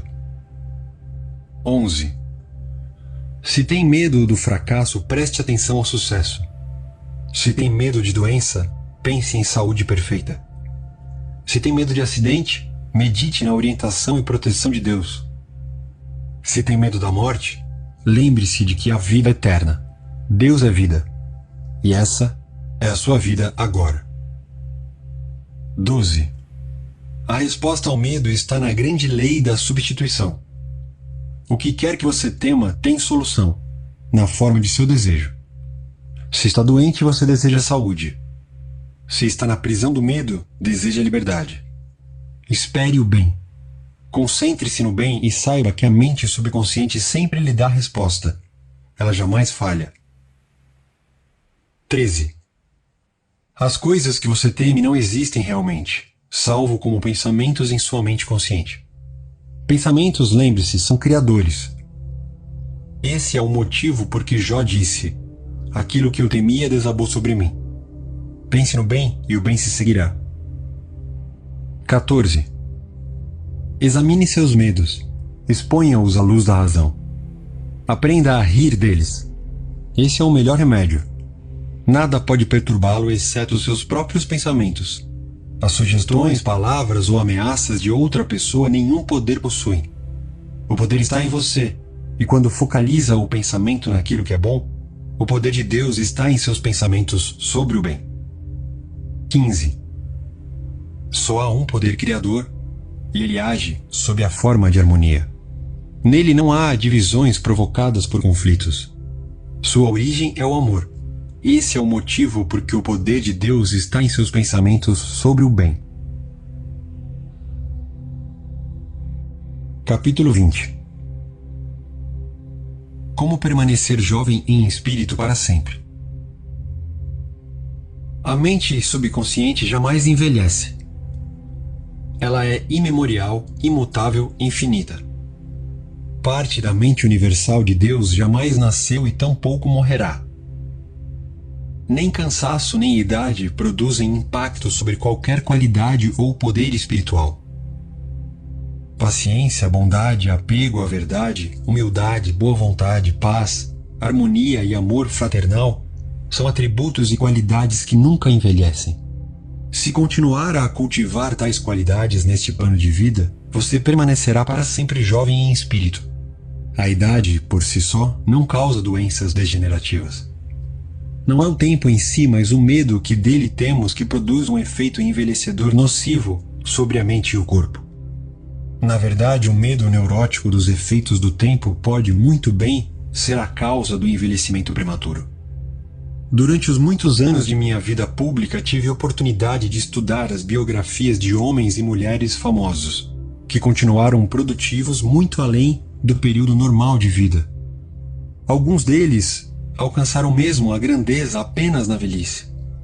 Tive também o privilégio de conhecer incontáveis indivíduos sem nenhuma importância especial que em suas esferas de atividade mais humildes faziam parte daquele número de mortais difíceis de abater, que provaram que a idade em si não destrói os poderes criativos da mente e do corpo. Ele envelheceu mentalmente. Há alguns anos visitei um velho amigo em Londres, Inglaterra. Ele havia completado recentemente 80 anos. Para muitos esse fato era motivo de regozijo, mas infelizmente não para ele. Fiquei profundamente chocado quando o vi. Ele parecia e se sentia fraco, doente mesmo, ainda que reconhecesse que seu médico não encontrara nele nenhum problema de saúde. Esses médicos são os idiotas, disse ele. Eu sei muito bem qual é a minha doença. É a própria vida. Perguntei o que queria dizer com isso. Ninguém me quer ou precisa de mim, exclamou ele. E por que deveriam? Não tenho utilidade para ninguém. Nascemos, crescemos, envelhecemos e morremos. E esse é o fim da história. Reconheci que, de certa maneira, ele interpretara corretamente sua doença. Estava doente, sim, mas não por causa da vida, e sim por causa da maneira como via a vida. A atitude mental de julgar-se inútil e imprestável lhe provocara a doença. Ele só via à frente a senilidade e depois nada mais. Na verdade, envelhecera em sua vida mental, e a mente consciente tornara realidade tudo aquilo que ele esperava e temia. A sabedoria começa com a velhice. Lamentavelmente, muitas pessoas adotam a mesma atitude do meu infeliz amigo. Temem o que chamam de velhice, o fim, a extinção. Na verdade, isso significa que temem a vida. Ora, a vida é infinita. A velhice não é a soma de anos, mas o começo da sabedoria. Sabedoria é constatação dos poderes espirituais imensos existentes na mente subconsciente e conhecimento de como aplicá-los para levar uma vida plena e feliz. Tire imediatamente da cabeça e para sempre que 65, 75 ou 85 anos são sinônimos do fim para você ou para qualquer outra pessoa. Na verdade, podem ser o começo de um estilo de vida glorioso, frutífero, ativo e mais produtivo, o melhor do que jamais experimentou. Acredite nessas possibilidades, espere-as, e o subconsciente fará com que isso aconteça. Abrace a mudança. Velhice não é tragédia. O que denominamos de processo de envelhecimento constitui, na verdade, uma mudança. Deve ser recebida com alegria e prazer. Todas as etapas na vida humana são passos em um caminho sem fim. Temos poderes imensos que transcendem as limitações de nosso corpo.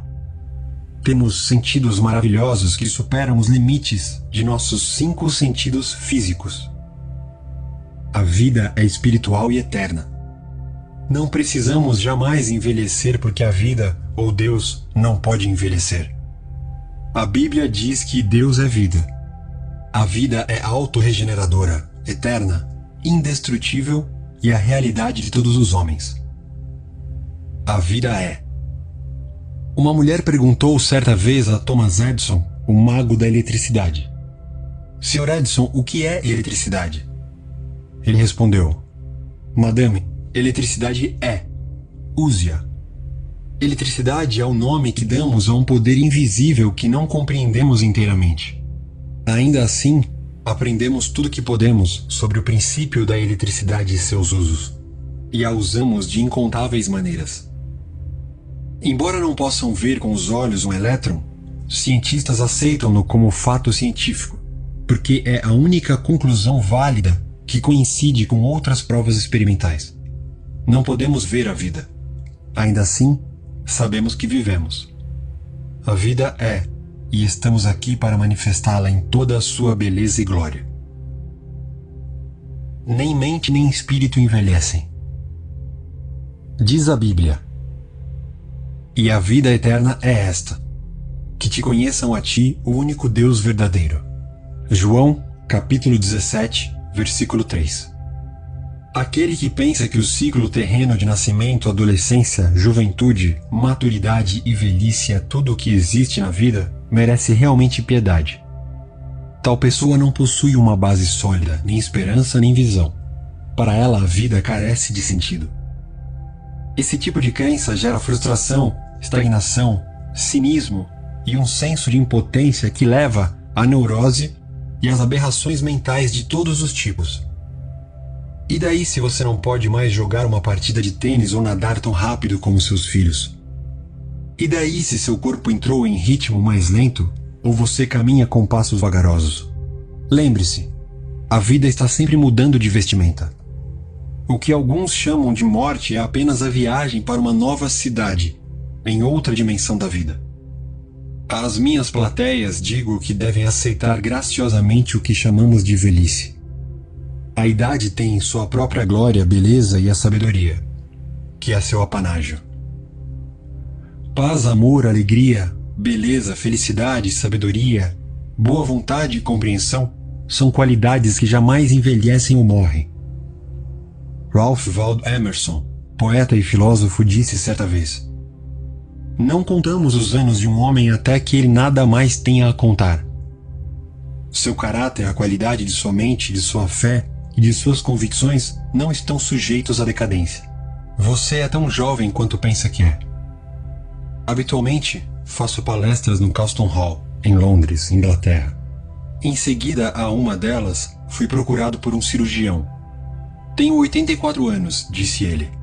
Opero todas as manhãs, visito pacientes à tarde e à noite escrevo artigos para revistas médicas e científicas. Sua atitude implicava ser a pessoa tão útil quanto se julgava ser e tão jovem quanto seus pensamentos. E ele acrescentou: É pura verdade o que o senhor acaba de dizer. O homem é tão forte e tão valioso quanto pensa que é. Esse cirurgião não se rendeu ao avanço dos anos. Ele sabe que é imortal.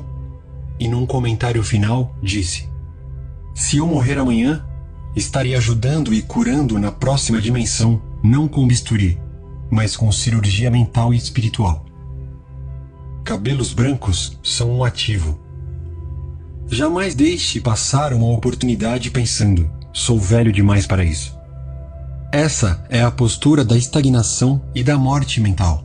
Se você se convence de que está acabado, o subconsciente aceitará essa convicção e a tornará realidade. Há pessoas velhas aos 30 anos, enquanto outras continuam jovens aos 80. A mente é a tecelã mestra, o arquiteto, o projetista, o escultor.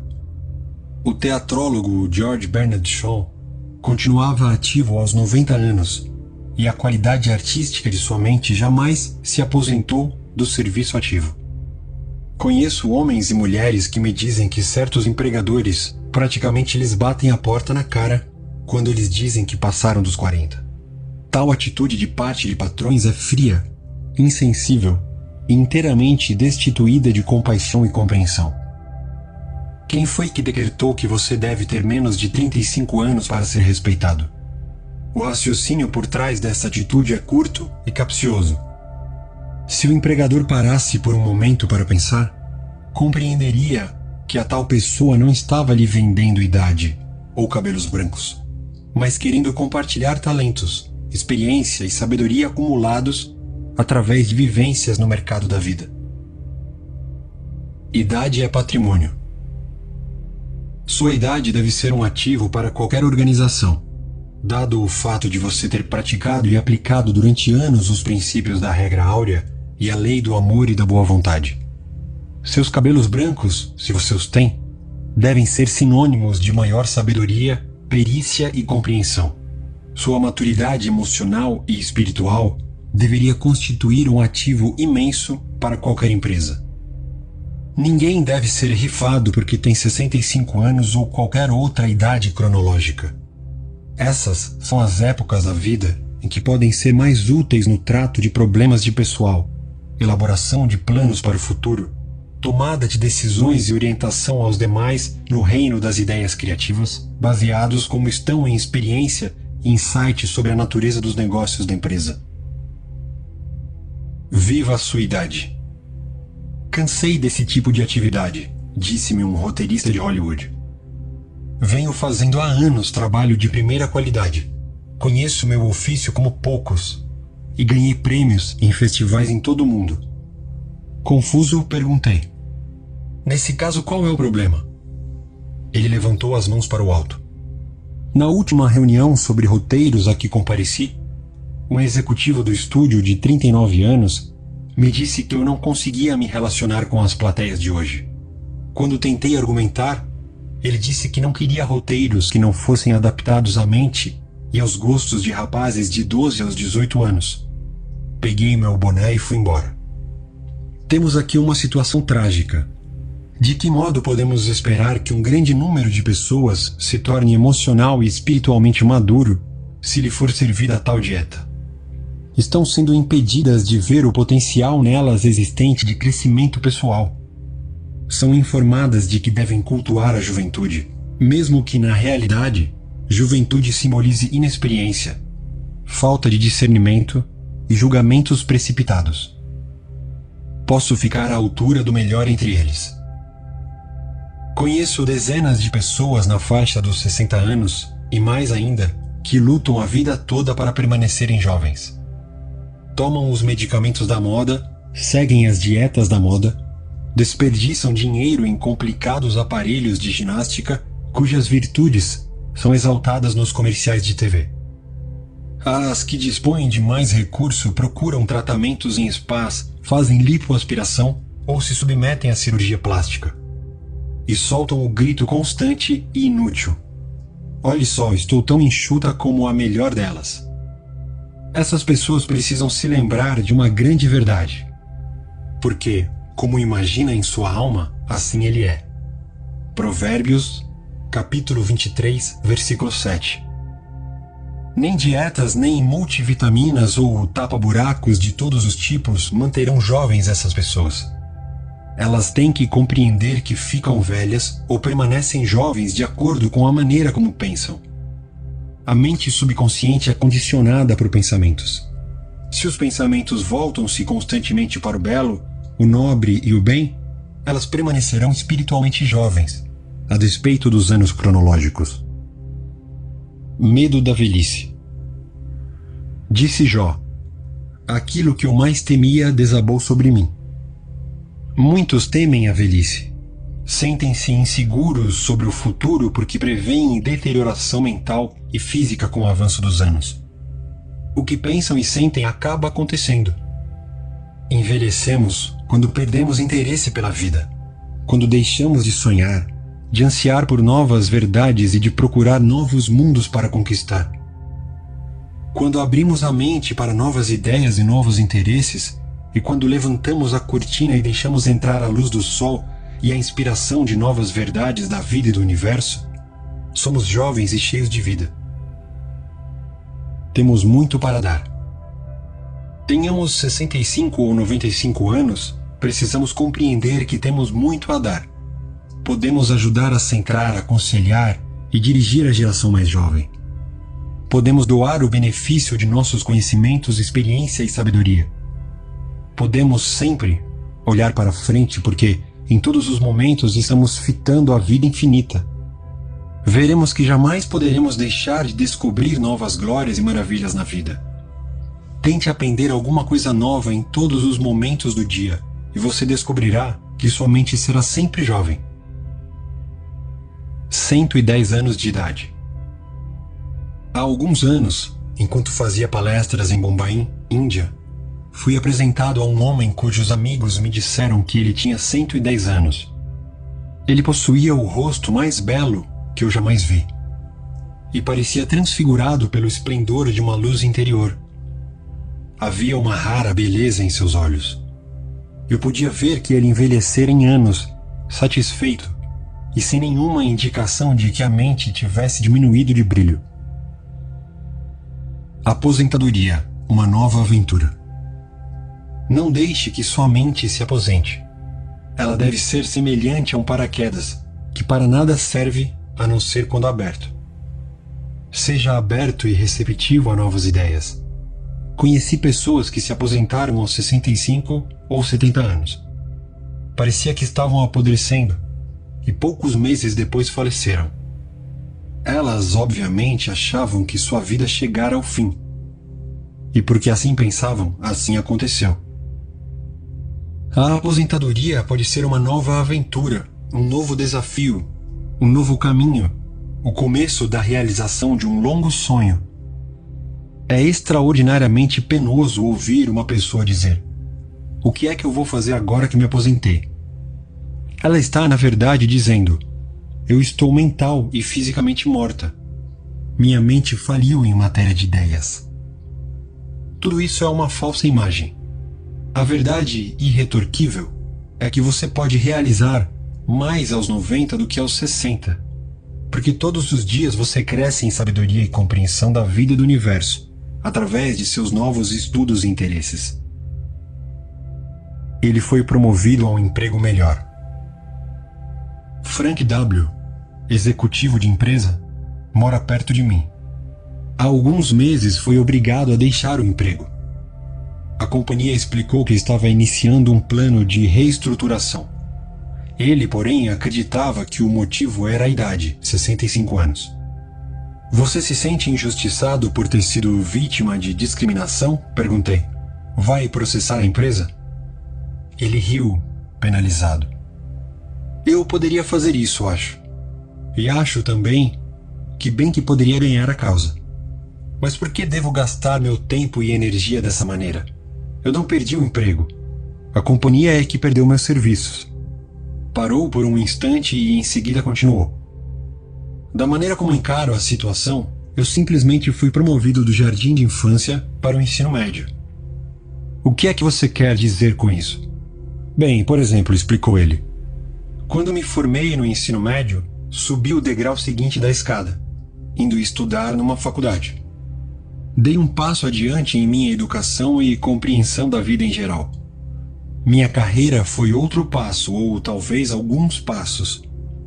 Agora fui liberado para fazer as coisas que sempre quis. Em outras palavras, ter sido dispensado foi outro passo para cima na escada da vida."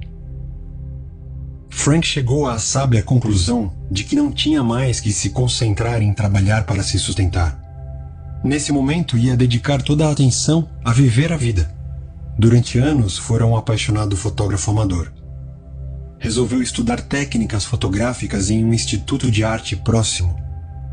Mais tarde, fez uma viagem à volta do mundo. Em cada lugar que visitava, usava dezenas de rolos de filme. Atualmente, faz palestras para grupos, lojas maçônicas e clubes, e mal consegue atender sua agenda. Há incontáveis maneiras de desenvolver interesse por alguma coisa digna de ser cultivada fora de nós mesmos. Entusiasme-se com novas ideias criativas. Procure fazer progresso espiritual e continue a aprender e a crescer. Dessa maneira você permanecerá jovem no coração, porque está buscando ativamente novas verdades. E em todas as ocasiões o corpo refletirá seu pensamento. Você deve ser um criador, não um prisioneiro da sociedade.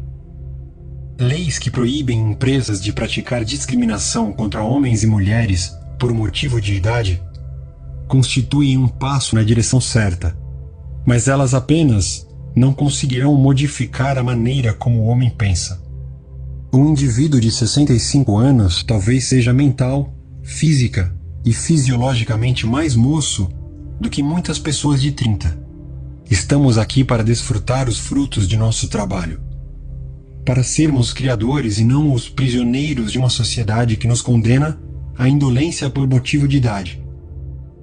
O corpo cai gradualmente de ritmo com a passagem dos anos, ao passo que a mente consciente pode ser tornada muito mais ativa, alerta, viva e dinâmica por inspiração da mente subconsciente.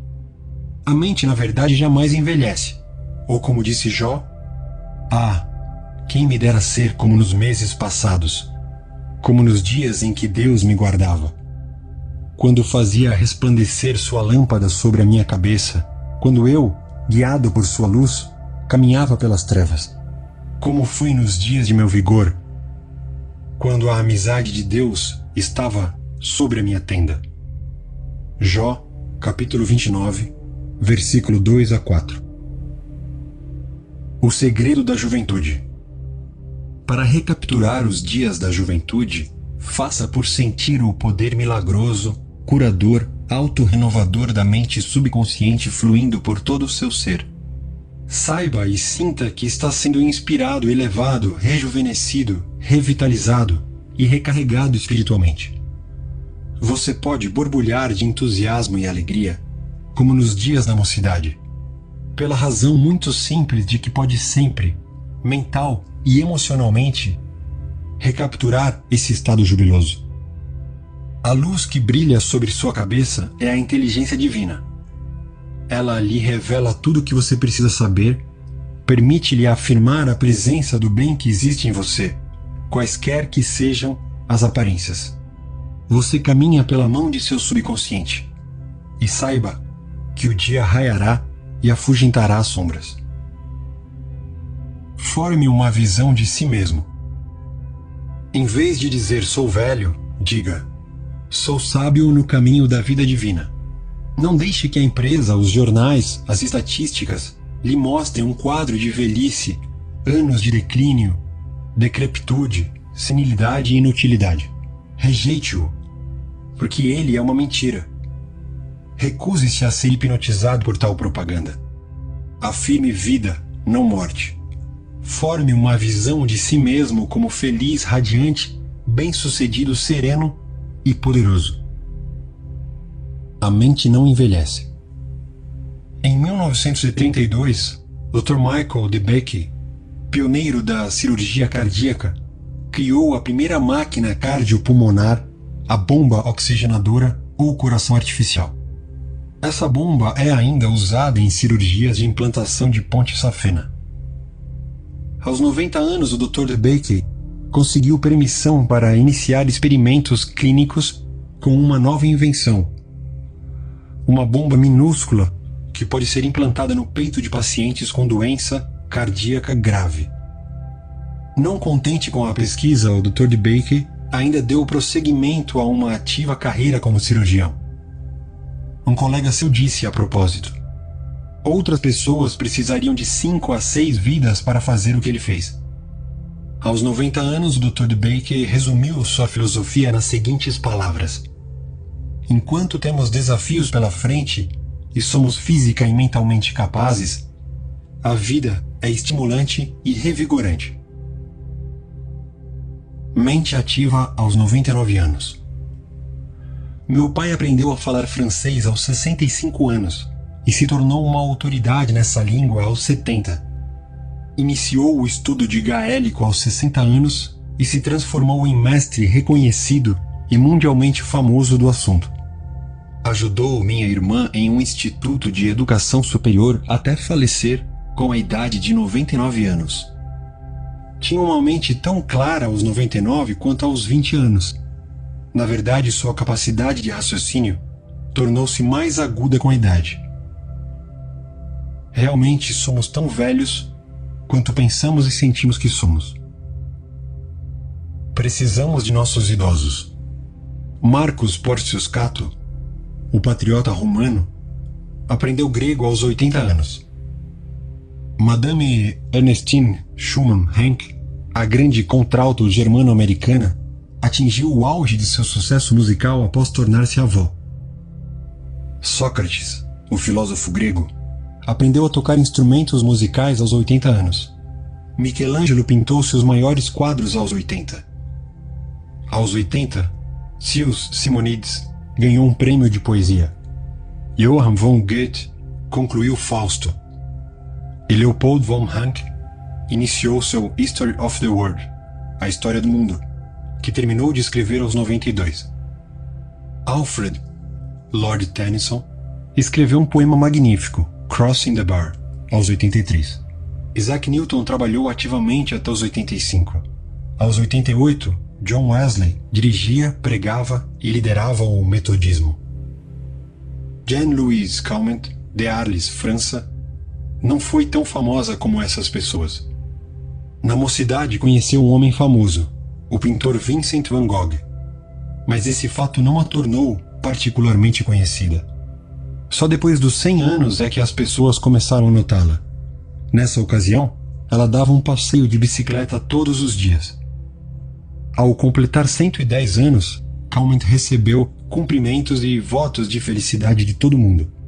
Seu 118º aniversário tornou-a o ser humano mais velho com a idade documentada em toda a história. Perguntada como fizera isso, ela respondeu: "Eu procurava prazer sempre que podia.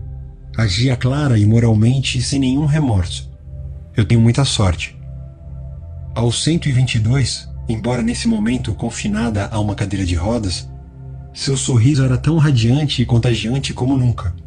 Devemos pôr nossos idosos em lugares de honra e lhes dar todas as oportunidades de cultivarem as flores do paraíso.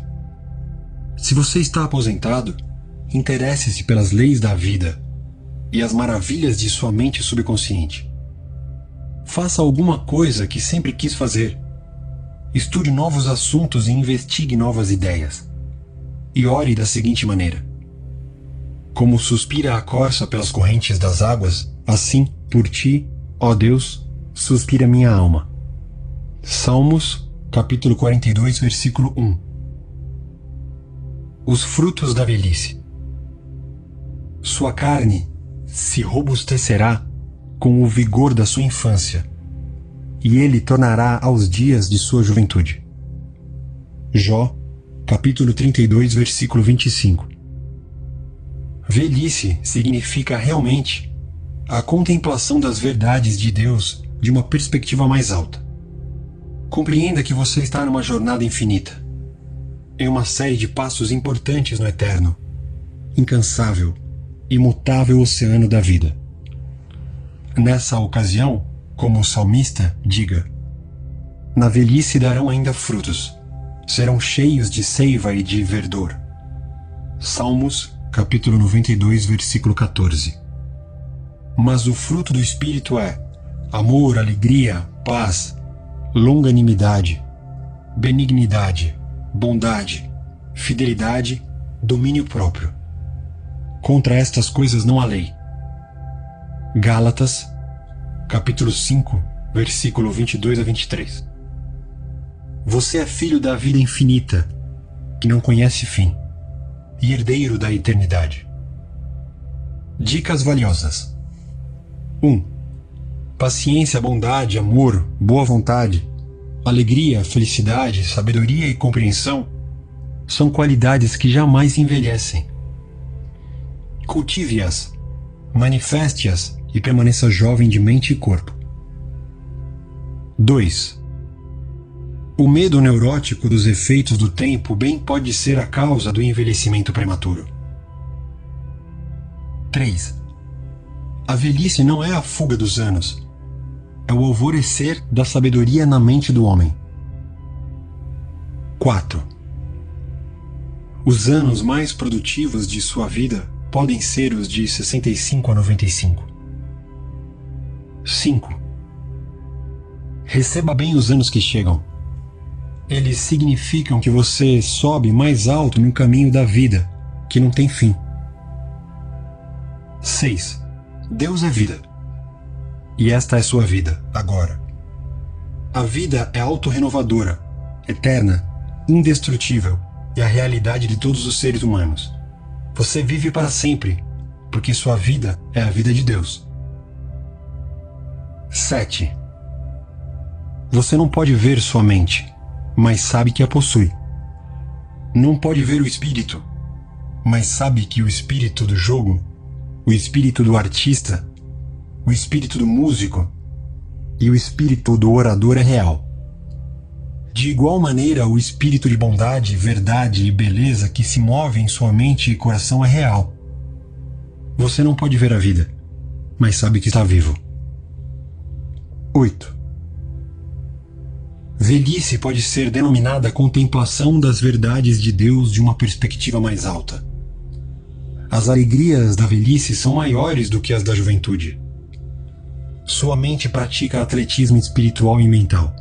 A natureza diminui o ritmo de seu corpo para que você possa ter oportunidade de meditar sobre coisas divinas. 9. Não contamos os anos de um homem até que ele nada mais tenha para contar. Sua fé e convicções não estão sujeitas à deterioração. 10. Você é tão jovem quanto pensa que é, tão forte quanto se julga, tão útil quanto tem certeza de que é, e tão jovem quanto seus pensamentos. 11. Cabelos brancos constituem um ativo. Você não os está vendendo.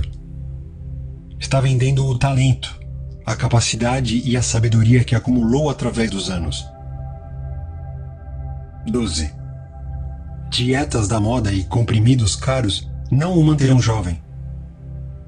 Assim como o homem pensa, assim ele é. 13. O medo da velhice pode provocar deterioração física e mental. Aquilo que eu mais temia desabou sobre mim. 14. Você envelhece quando deixa de sonhar e quando perde o interesse pela vida. Envelhece quando fica irritável, ranzinza, petulante e mal-humorado. Preencha a mente com as verdades de Deus e emita as ondas luminosas do sol de seu amor. Isso é juventude. 15. Olhe para frente, porque em todas as ocasiões você está olhando para a vida infinita. 16. A aposentadoria é uma nova oportunidade. Inicie novos estudos e cultive novos interesses. Você pode fazer agora as coisas que sempre quis fazer quando vivia muito ocupado, ganhando o pão de cada dia. Dê sua atenção a viver a vida. 17. Torne-se um criador e não um prisioneiro da sociedade. Não esconda sua luz. 18.